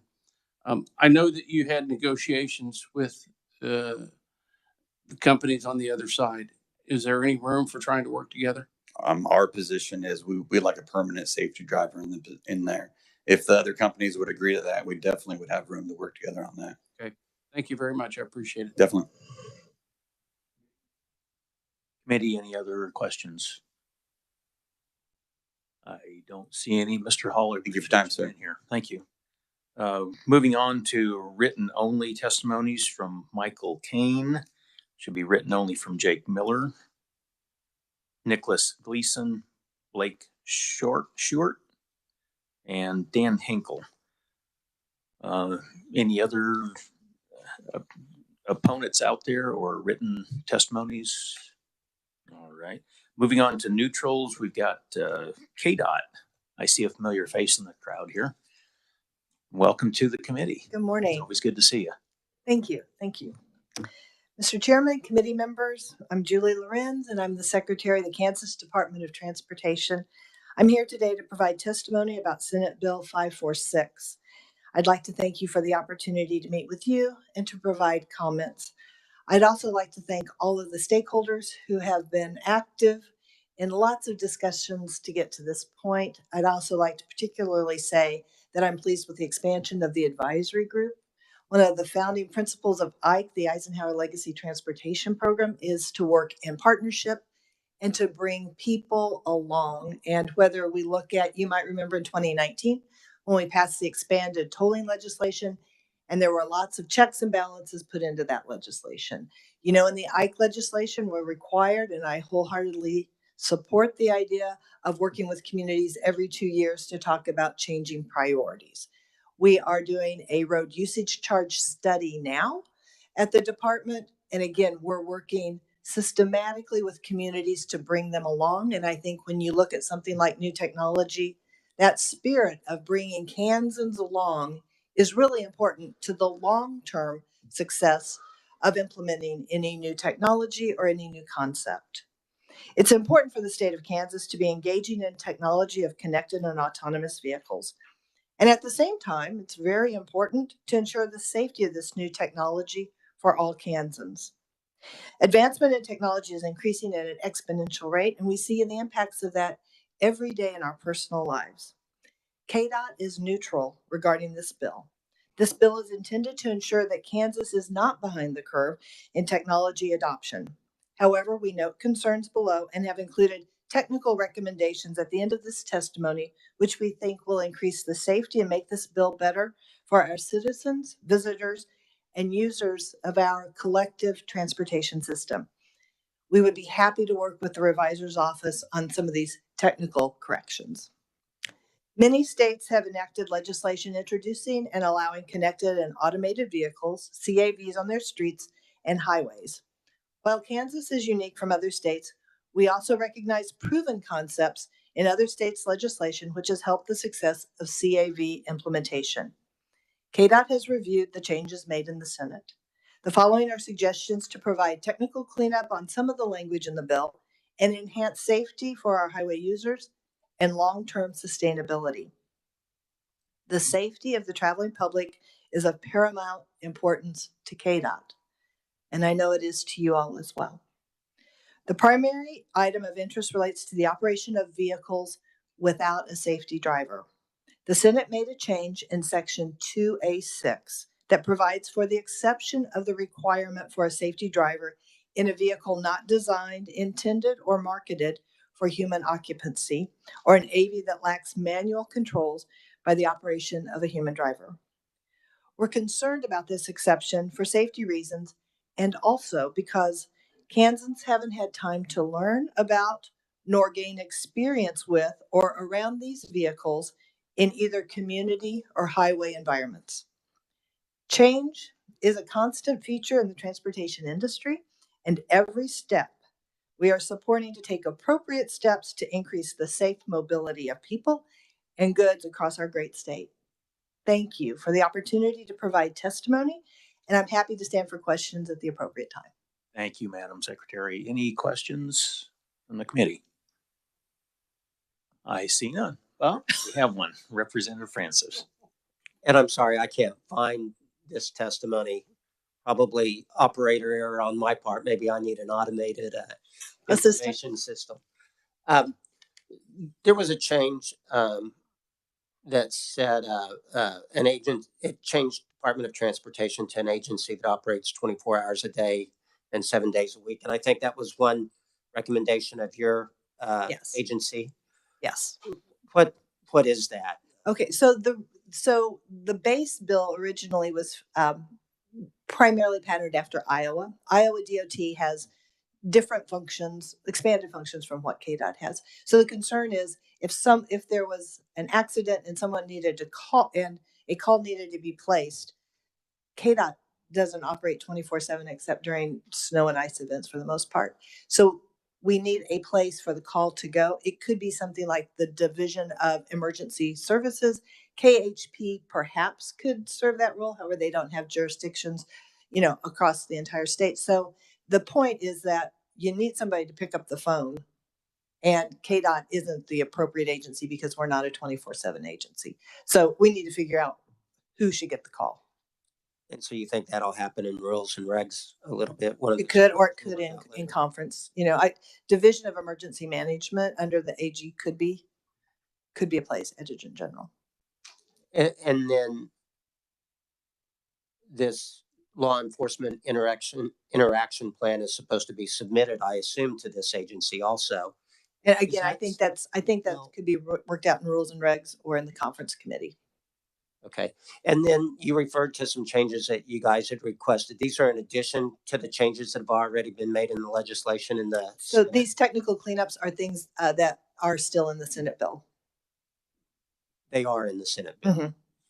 And then the guy from the automated vehicle agency, he had two changes that I think are changes from what were done in the Senate. Do those two changes that he asked for, do they create? So the reasonable foreseeable, I think, and also I'm glad to say I have Jolene with me today, and she's chief counsel for KDOT. So reasonable foreseeable is more of a legal term. He was suggesting an engineering term. So I think Jolene maybe could speak to the legal portion of that. What was his second point? I think they were both similar.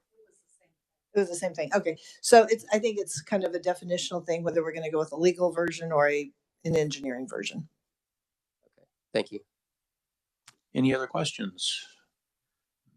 Ms. Lorenz, it's always good to see you and appreciate you being here. Thank you. Thank you all. Thank you again.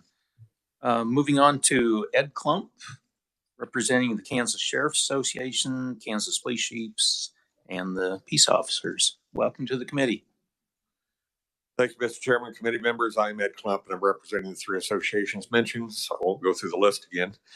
We are taking a neutral position on this. I want you to know we will remain neutral no matter what happens because, well, we could go opponent, but I don't foresee that. But the reason for that is the core question in this bill is a policy decision on whether or not the technology is ready for Kansas to accept it, and that is out of our wheelhouse.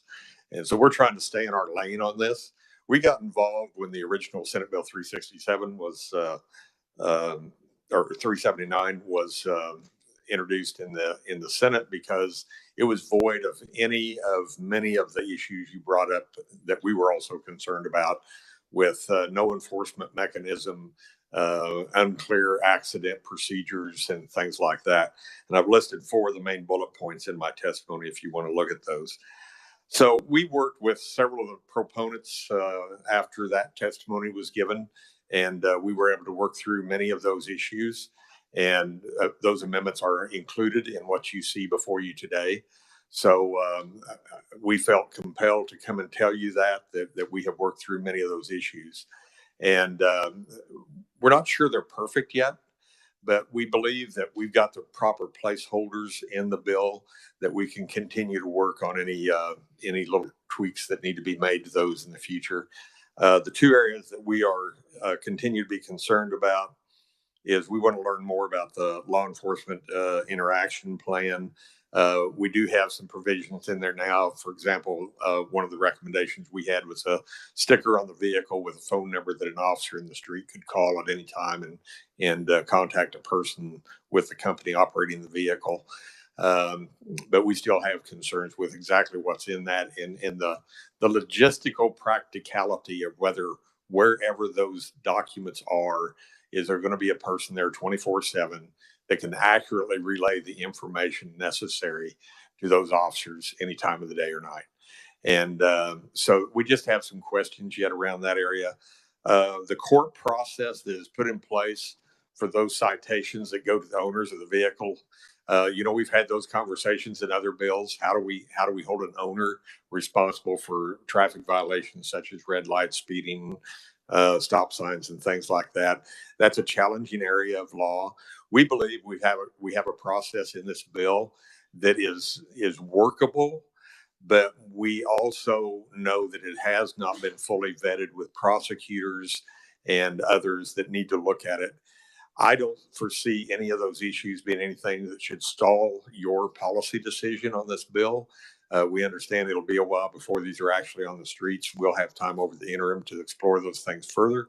And if we think more work needs to be done, we have time to come back next year to you with those things. So that's kind of where we're at. I was excited to hear the questions at the beginning of this hearing about the law enforcement issues. They are a grave concern to us. We do think we've made a tremendous progress in a short period of time by working with the group of proponents that we worked with. So, Mr. Chairman, I'll stand for questions. Appreciate your testimony. Representative Weigel. Thank you, Mr. Vice Chair. Good to see you again, Ed. We think along the same lines. In section 11, I believe there's 26 people that are named in this advisory group, but I do not see, I see the sheriff's department, but I don't see anybody from the chiefs of police or FOP or something where it talks about local law enforcement as the local police departments. Is there a reason for that? I'll give you a real simple reason for it. That expansion of that committee happened in the waning hours of the committee work in the Senate, and we didn't have an opportunity to have input into that. It's already a large group, and we know these kind of groups. You have to control the size of them somewhat. We do believe that there should be a person appointed by the Kansas Association of Chiefs of Police. We think the potential for conflict with these vehicles and their operations is much higher in the urban areas than it is in the rural areas. And we do think that would be a good addition to this. And if there is to only be one law enforcement, a local law enforcement representative on that, we think it'd probably be better served by the chiefs than the sheriffs. But our preference would be to have both. Yeah, I totally agree. That's section 10, I think, of the bill, if I remember right. And it is 11. You're right. Yes, correct. New section, or yeah. And then following up something else that you're talking about in the case that there's an accident, and I think you probably addressed this already, is when you fill out an accident report form, there's usually two vehicles, not always, but a lot of times there's two vehicles involved. What name goes into that second spot where it's one of these autonomous vehicles? Is it the corporation, the entity has these, or is it actually the operator, the person that's actually monitoring the vehicle as it's going down the highway or the roadway?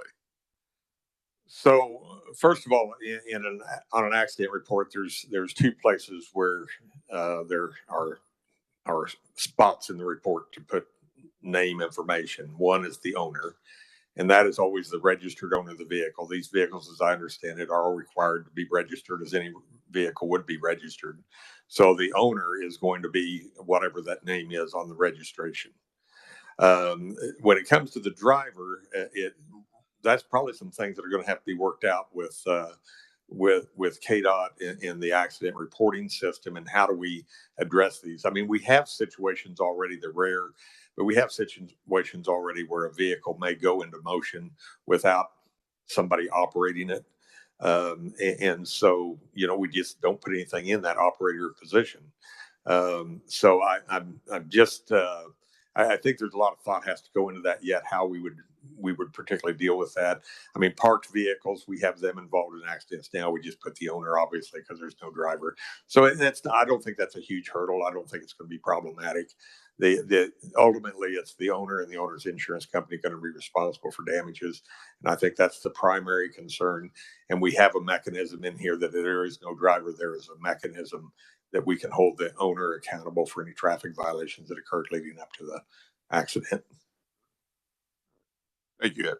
Thank you, Mr. Vice Chair. Thank you, Representative. Any other questions? Do not see any. Mr. Klump, thank you for being here. Appreciate it.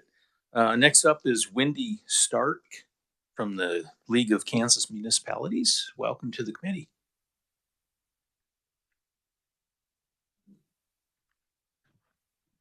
Good morning, Mr. Vice Chair, Mr. Chairman, ranking members, and members of the committee. Thank you so much for allowing us to provide testimony on Senate Bill 546. This bill has come a long way since Senate Bill 379, and we have worked with parties on addressing many of the issues and concerns that we had with 379. And we do believe that many of our concerns from the original Senate Bill 546 have been addressed. And a couple of those were clarifying which traffic laws. Originally, the way the bill was written was that local traffic ordinances could not be enforced. So that means if a city says no turn on red, it's really important when you have the diverging diamond intersections that you do not turn right on red. So making sure that we could enforce and regulate local ordinances was something that was very key and is currently in this bill under new section 6A2. Another concept that we were concerned with earlier was that who would be the responsible party if there was an infraction or violation? And I believe a question was just raised, who would be that responsible party? And that is in new section 12G. And it does say there that it would be the registered owner, would be the person responsible if there is an infraction or violation. And so, like we said, many of our concerns have been addressed, which is why we have moved from our original position of opponent to neutral in this testimony. We also really think it's important, the creation of the advisory committee. I am a person who walks around saying, what if this, what if that? And so this allows for the opportunity for some of those what if situations that many of the committee members have addressed today. And also, we also, during this pilot program, encourage the advisory committee to engage with law enforcement and prosecutors regarding any of these issues that might arise related to regulation or enforcement of the bill. And that is all I have today, and I'd be happy to stand for any questions. Thank you for your testimony. Committee, any questions? You must have got everybody answered there. So appreciate you being here and testimony to us. Next up is James Murphy, Vice President of Government Affairs with Locomation, remotely. James, can you hear us? Yes, Mr. Vice Chair. Can you hear me? We can. Excellent.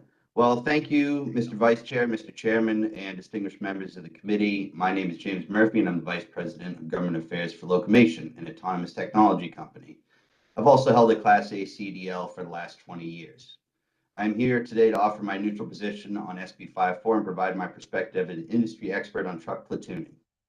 Locomation's autonomous relay convoy, or ARC system, is a human-led convoy of two trucks that are electronically tethered. The human-guided autonomy solution enables one driver to operate the lead truck, while the second driver rests in the follower truck. Periodically, the trucks swap places to allow each driver to take turns leading the convoy and resting in compliance with the U.S. Department of Transportation hours of service regulations. Locomation will enable carriers to safely operate two trucks for 20 to 22 hours per day, delivering twice the cargo, twice as far, twice as fast, within the speed limit. 28 other states already allow for close following of non-lead trucks in a platoon, which should be included in SB 546. As you are aware, follow too closely laws were created to factor in the delayed reaction time that it takes a human driver to respond to events ahead of their vehicle and respond. But in the case of a two-truck linked convoy platooning model, the computer-driven follower truck reacts near instantaneously and does not need the same following distance to react as a human. I offer my neutral testimony today in hopes that the bill can be improved to include a follow too closely exemption for non-lead trucks in a platoon. Locomation has signed purchase orders for over 2,600 trucks equipped with our autonomous relay convoy technology, with customers wanting to deploy right here in the Midwest. But as of right now, SB 546 does not support truck platooning deployments that allow for close following in Kansas. We want to work with the committee to fix this omission in SB 546. Again, thank you for the opportunity to appear before the committee today. I'd be happy to answer any questions you may have at the appropriate time. Thank you, Mr. Murphy.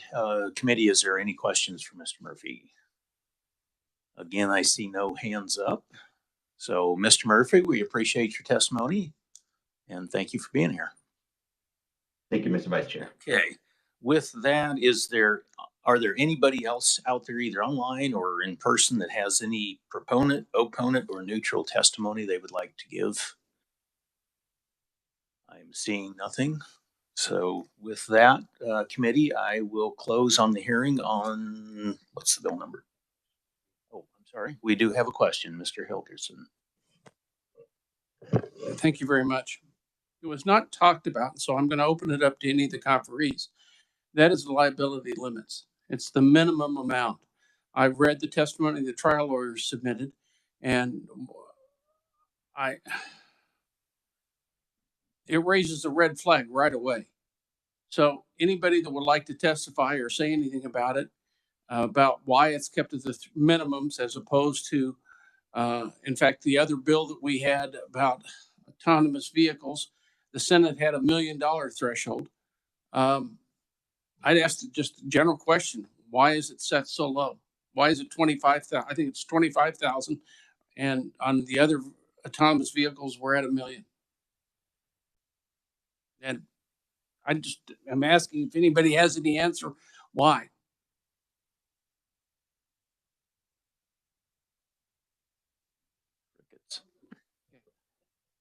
Thank you. All right. Interesting question. Okay. Anybody else? Any comments? Yes. So I will simply say that from the KDOT perspective, we had offered, I think, a limit, was it 500, Jelaine? 500,000 when we provided testimony in the Senate. So that was KDOT's perspective. Representative Ballard. Thank you. I'm apologize a little bit. I have a headache today. But may I ask the secretary if she would just explain again her neutral, just roughly, because I wasn't sure exactly. I wrote some stuff down. Would you just tell me? So, as I said, this bill has come a long way. Stakeholders have worked together. The one thing that I would say, like the overarching concern that we have coming out of the Senate was related to the one portion, and I cited the location, but it says that for a vehicle that was never built to have a human safety driver, that no safety driver is required. So there's an entire, I guess you would say, and I'm not the technical expert, but there's an entire class of vehicles that there's no seat for a driver, so there's no required safety driver. And so that raises concerns for us, both on the safety side, but also it kind of goes to the question you had about, in the parking lot where you said, I saw a vehicle, which is probably either a cleaning vehicle or like a cart collection vehicle. Kansas drivers haven't had experience to see a vehicle drive by with no person in it at all. And the Senate version allows vehicles that don't have a seat for a driver to not require a driver. And I think for our communities and for and on the highway environment, like we could use a little time, 1 year safety driver for all vehicles. I would also point out, I think there's a lot of value in this advisory committee in an educational way to bring Kansans along. So that is the source. That's the overarching concern that we have with the bill, is that there's no safety driver required in a vehicle, which wasn't built for a safety driver. So it's understandable why it's there in that respect physically, but it is a concern that we wanted to bring to this committee. Thank you, Mr. Chairman. I appreciate it. Thank you, Secretary. Absolutely. Representative Francis. So going back to that one concern that you still have, and I do understand, it is though hard to put a safety driver in a vehicle that's not designed for a safety driver. But again, as I look at this legislation, I see one of the key elements is that they've got to submit a law enforcement interaction plan. And does that not allow, if we don't approve that law enforcement interaction plan, doesn't that allow us to deny that until we're comfortable with the operational design domain? So I Or guess am I that's the way, I guess you could, I guess through rules and regs, you could look at it that way. I don't, Jolene, can you help me on that? I don't quite know, because it sort of says earlier in that if the vehicle wasn't built that way, it would be allowed. So I don't have a good answer, actually. Let's have Jolene weigh in. Well, regardless of whether you have a driver in the vehicle or not, they're required to submit that law enforcement interaction plan. So if that vehicle gets in an accident and questions arise, how do we get it off the road? How do we deal with this in a safe manner? That is addressed in that law enforcement interaction plan. They can call in, they can get information from this agency that's going to operate 24/7. Right. So I guess I'm thinking, and I'm not sure the legislation allows this all the way through, but this is a evolving technology as we're going forward. We have some safeguards in that if we don't think the technology is ready, because we can't put a safety driver in a vehicle that doesn't have a safety driving wheel and all of that, we can kill it at that point. Or am I missing our opportunities to shut down things we're not comfortable with? I will say one of our technical recommendations is right now, no state agency, no department has jurisdiction over that safety plan. So whoever is assigned that could go out and make the rules and regs to address this. Yes. Which is also partially because of you guys' amendment that took you guys out of the loop. Otherwise, we would have had that, right? The original version of this bill put everything under the Department of Transportation. Everything. That means we do law enforcement, we do vehicle registration, we take care of the driver's license, and KDOT's not equipped to do that. And you have state agencies already equipped to do that, and those should stay with those state agencies. And then came out this interaction plan. The purpose of it is to have somebody available at midnight, at 3, at 4 in the morning. And therefore, we recommend an agency that operates 24/7 who would be available. Okay. Last question, Representative Weigel. Thank you, Mr. Vice Chair. In that short little 2-minute video that we saw of one of these vehicles going down, I believe it was Walmart truck or something. I could be wrong, but I thought I saw a seat inside of the cab of that vehicle. So I'm going to look over that. Right. So we're not talking about those vehicles. There will be a safety driver for the first year. Okay, so that video was for the first 12 months, and afterwards that won't be the case. Yes. Okay. We're talking about vehicles for which, like, think of it as a little transport shuttle thing for which there's no seat for a driver, and there are no controls for a driver. So different kind of vehicle. Yeah. And I'm going to just talk what both of you just said, is that I think before this goes any further, this what did you call this law enforcement interaction plan? Interaction plan. I want to see that, and I want to know who, what, where, when, and why this is going to occur.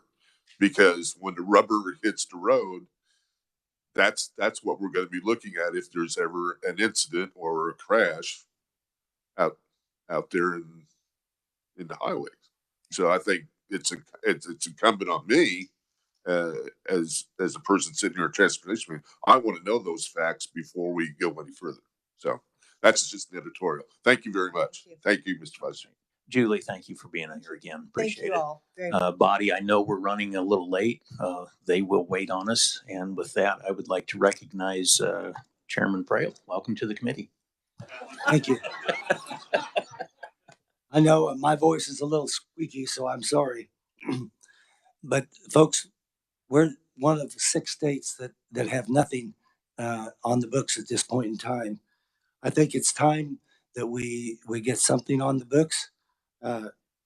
It's going to be some period of time before this goes into effect, and there's going to be rubber hitting the road, as Representative Weigel had said.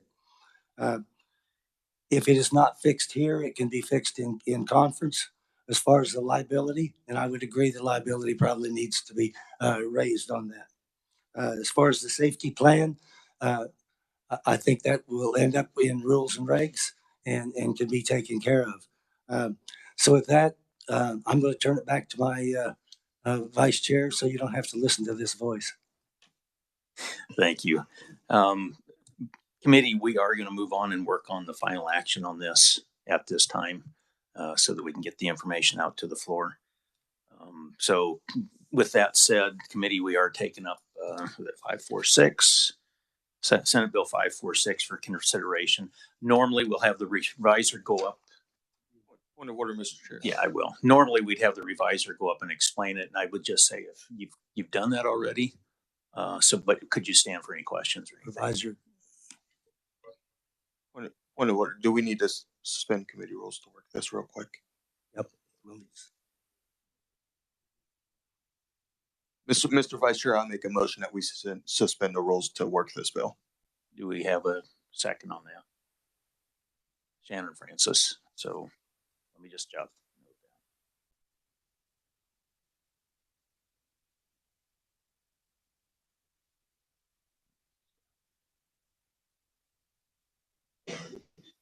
Committee, you heard the motion by. Pardon? Yeah.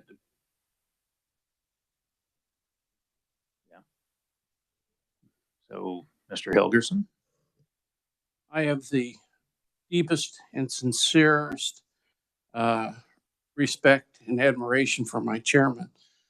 But I know that we all know this is getting pushed out. And my fear is that by pushing it out, that you're going to polarize the situation and it'll be beyond our controls to reach some compromise. And I say that, and everybody understands, I think the other hidden meanings in this is, I think that there's room of trying to work some compromise out. And even though leadership is pushing this out and wants it on the floor so they can work it and get it done, you run the risk that suddenly we are in opposite camps and nothing happens this year.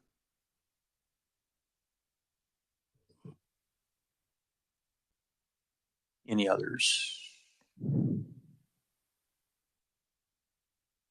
Representative Howe. Thank you, Vice Chair. Just had a question about procedure. So if we end up working the bill and so we pass it out favorably out of committee, what is the process since we're past certain legislative deadlines? Does it go straight to a conference committee, or will it be put above the line for consideration by the full House? Can I answer that?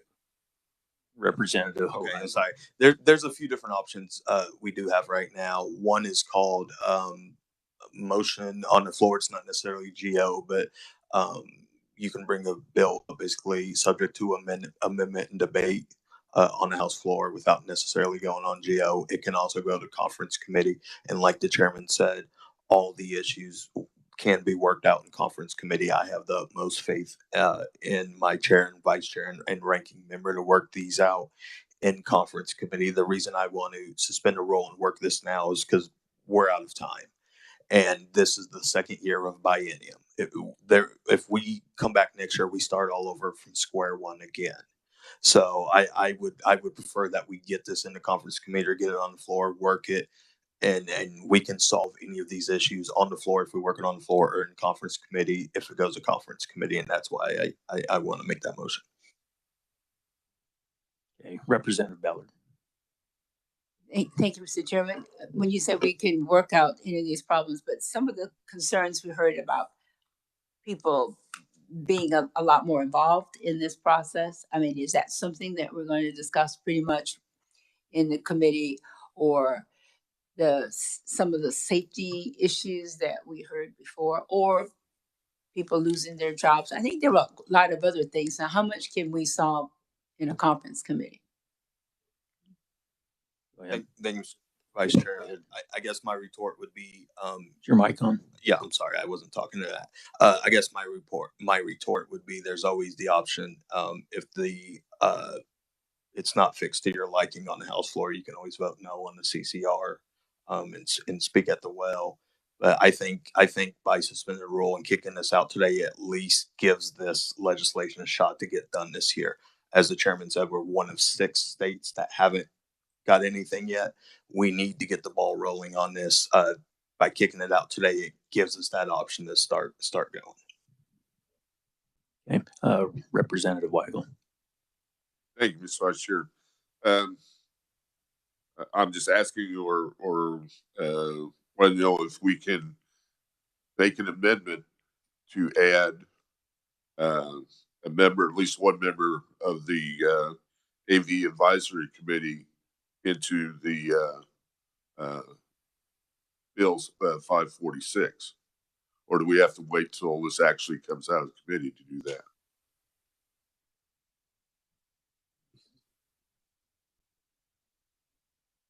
If it comes.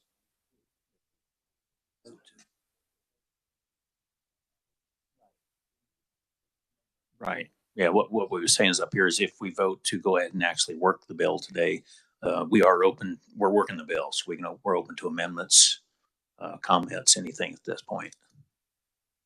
Okay. And the same would be true as it gets out to the House floor, that it's again open to amendments, etc. So, can I make an amendment? Not yet. Oh, okay. All right. Okay. Right. All right. Representative Francis. Yeah, and just to go along with what the former representative mentioned, I think it is important that we have some amendments where we establish some minor House positions so that it does go to conference, and we've got a position that's different than the Senate. Just a comment. Very good. Representative Hilgerson. Yeah, it's late in the session and we don't have time. Heck, we haven't even dealt with the tax bill yet. We have all the time we want. And I'm going to be pretty plain and pretty just straightforward with everybody that understands this. We have time because the advocates for this bill have a lot of power with leadership. There's no question. We appreciate that. But let's also understand the game right now. We have advocates for the bill, and we have the governor's office over here, and we're the pawns. And what's going to be played out is who can shift the power in order to gain this, or you leave it with us and we try to turn to the advocates and the opponents and say, let's work out the problems we have before it gets on the floor.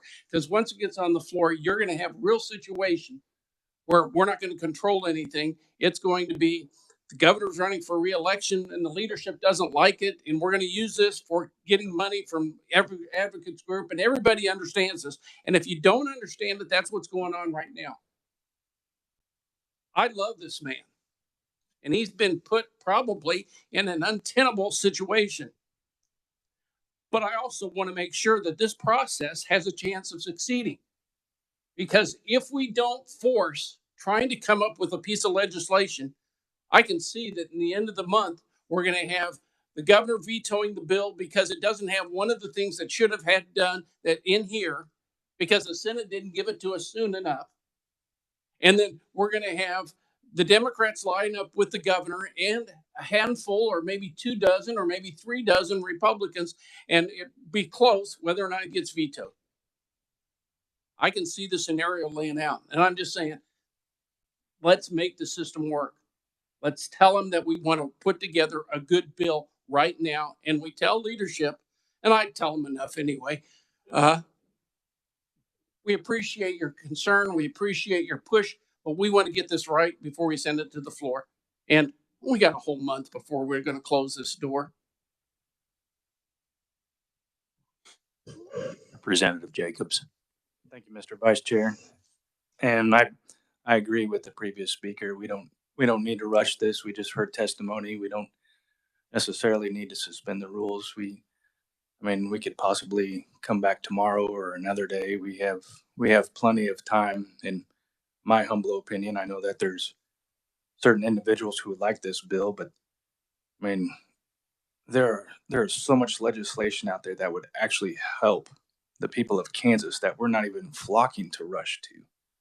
And here we are, we're going to listen to this, spend 2 hours and 10 minutes on this, and then magically push it out and expect a miracle. And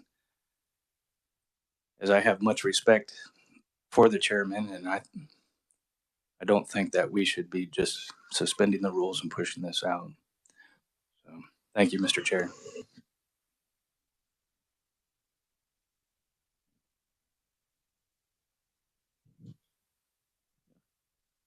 Any other comments on suspending the rules? Representative Howe. Thank you, Vice Chair. So if we do suspend the rules, how much time do we have to really work on it? I was just kind of curious because I know we're supposed to be in session at 10. So how much allowance do we have? I'm not going to cut you short. We're going to work the bill if we go ahead and do it.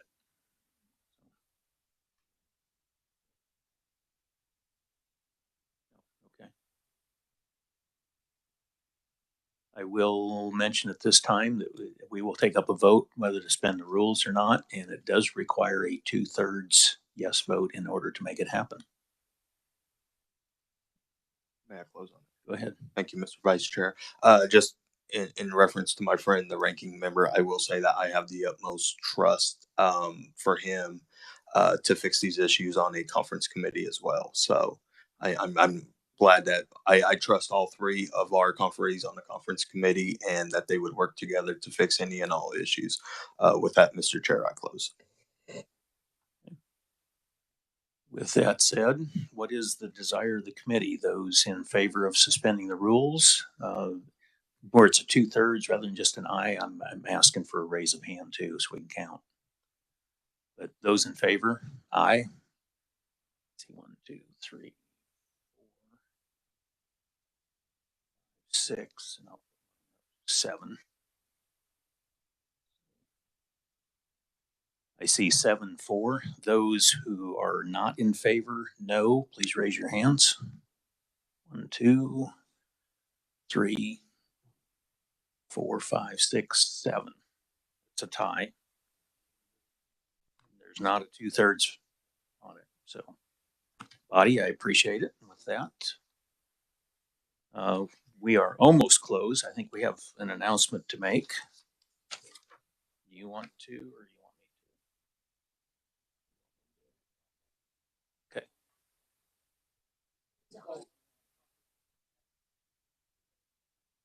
Yeah. Is Mr. Topliker in the building?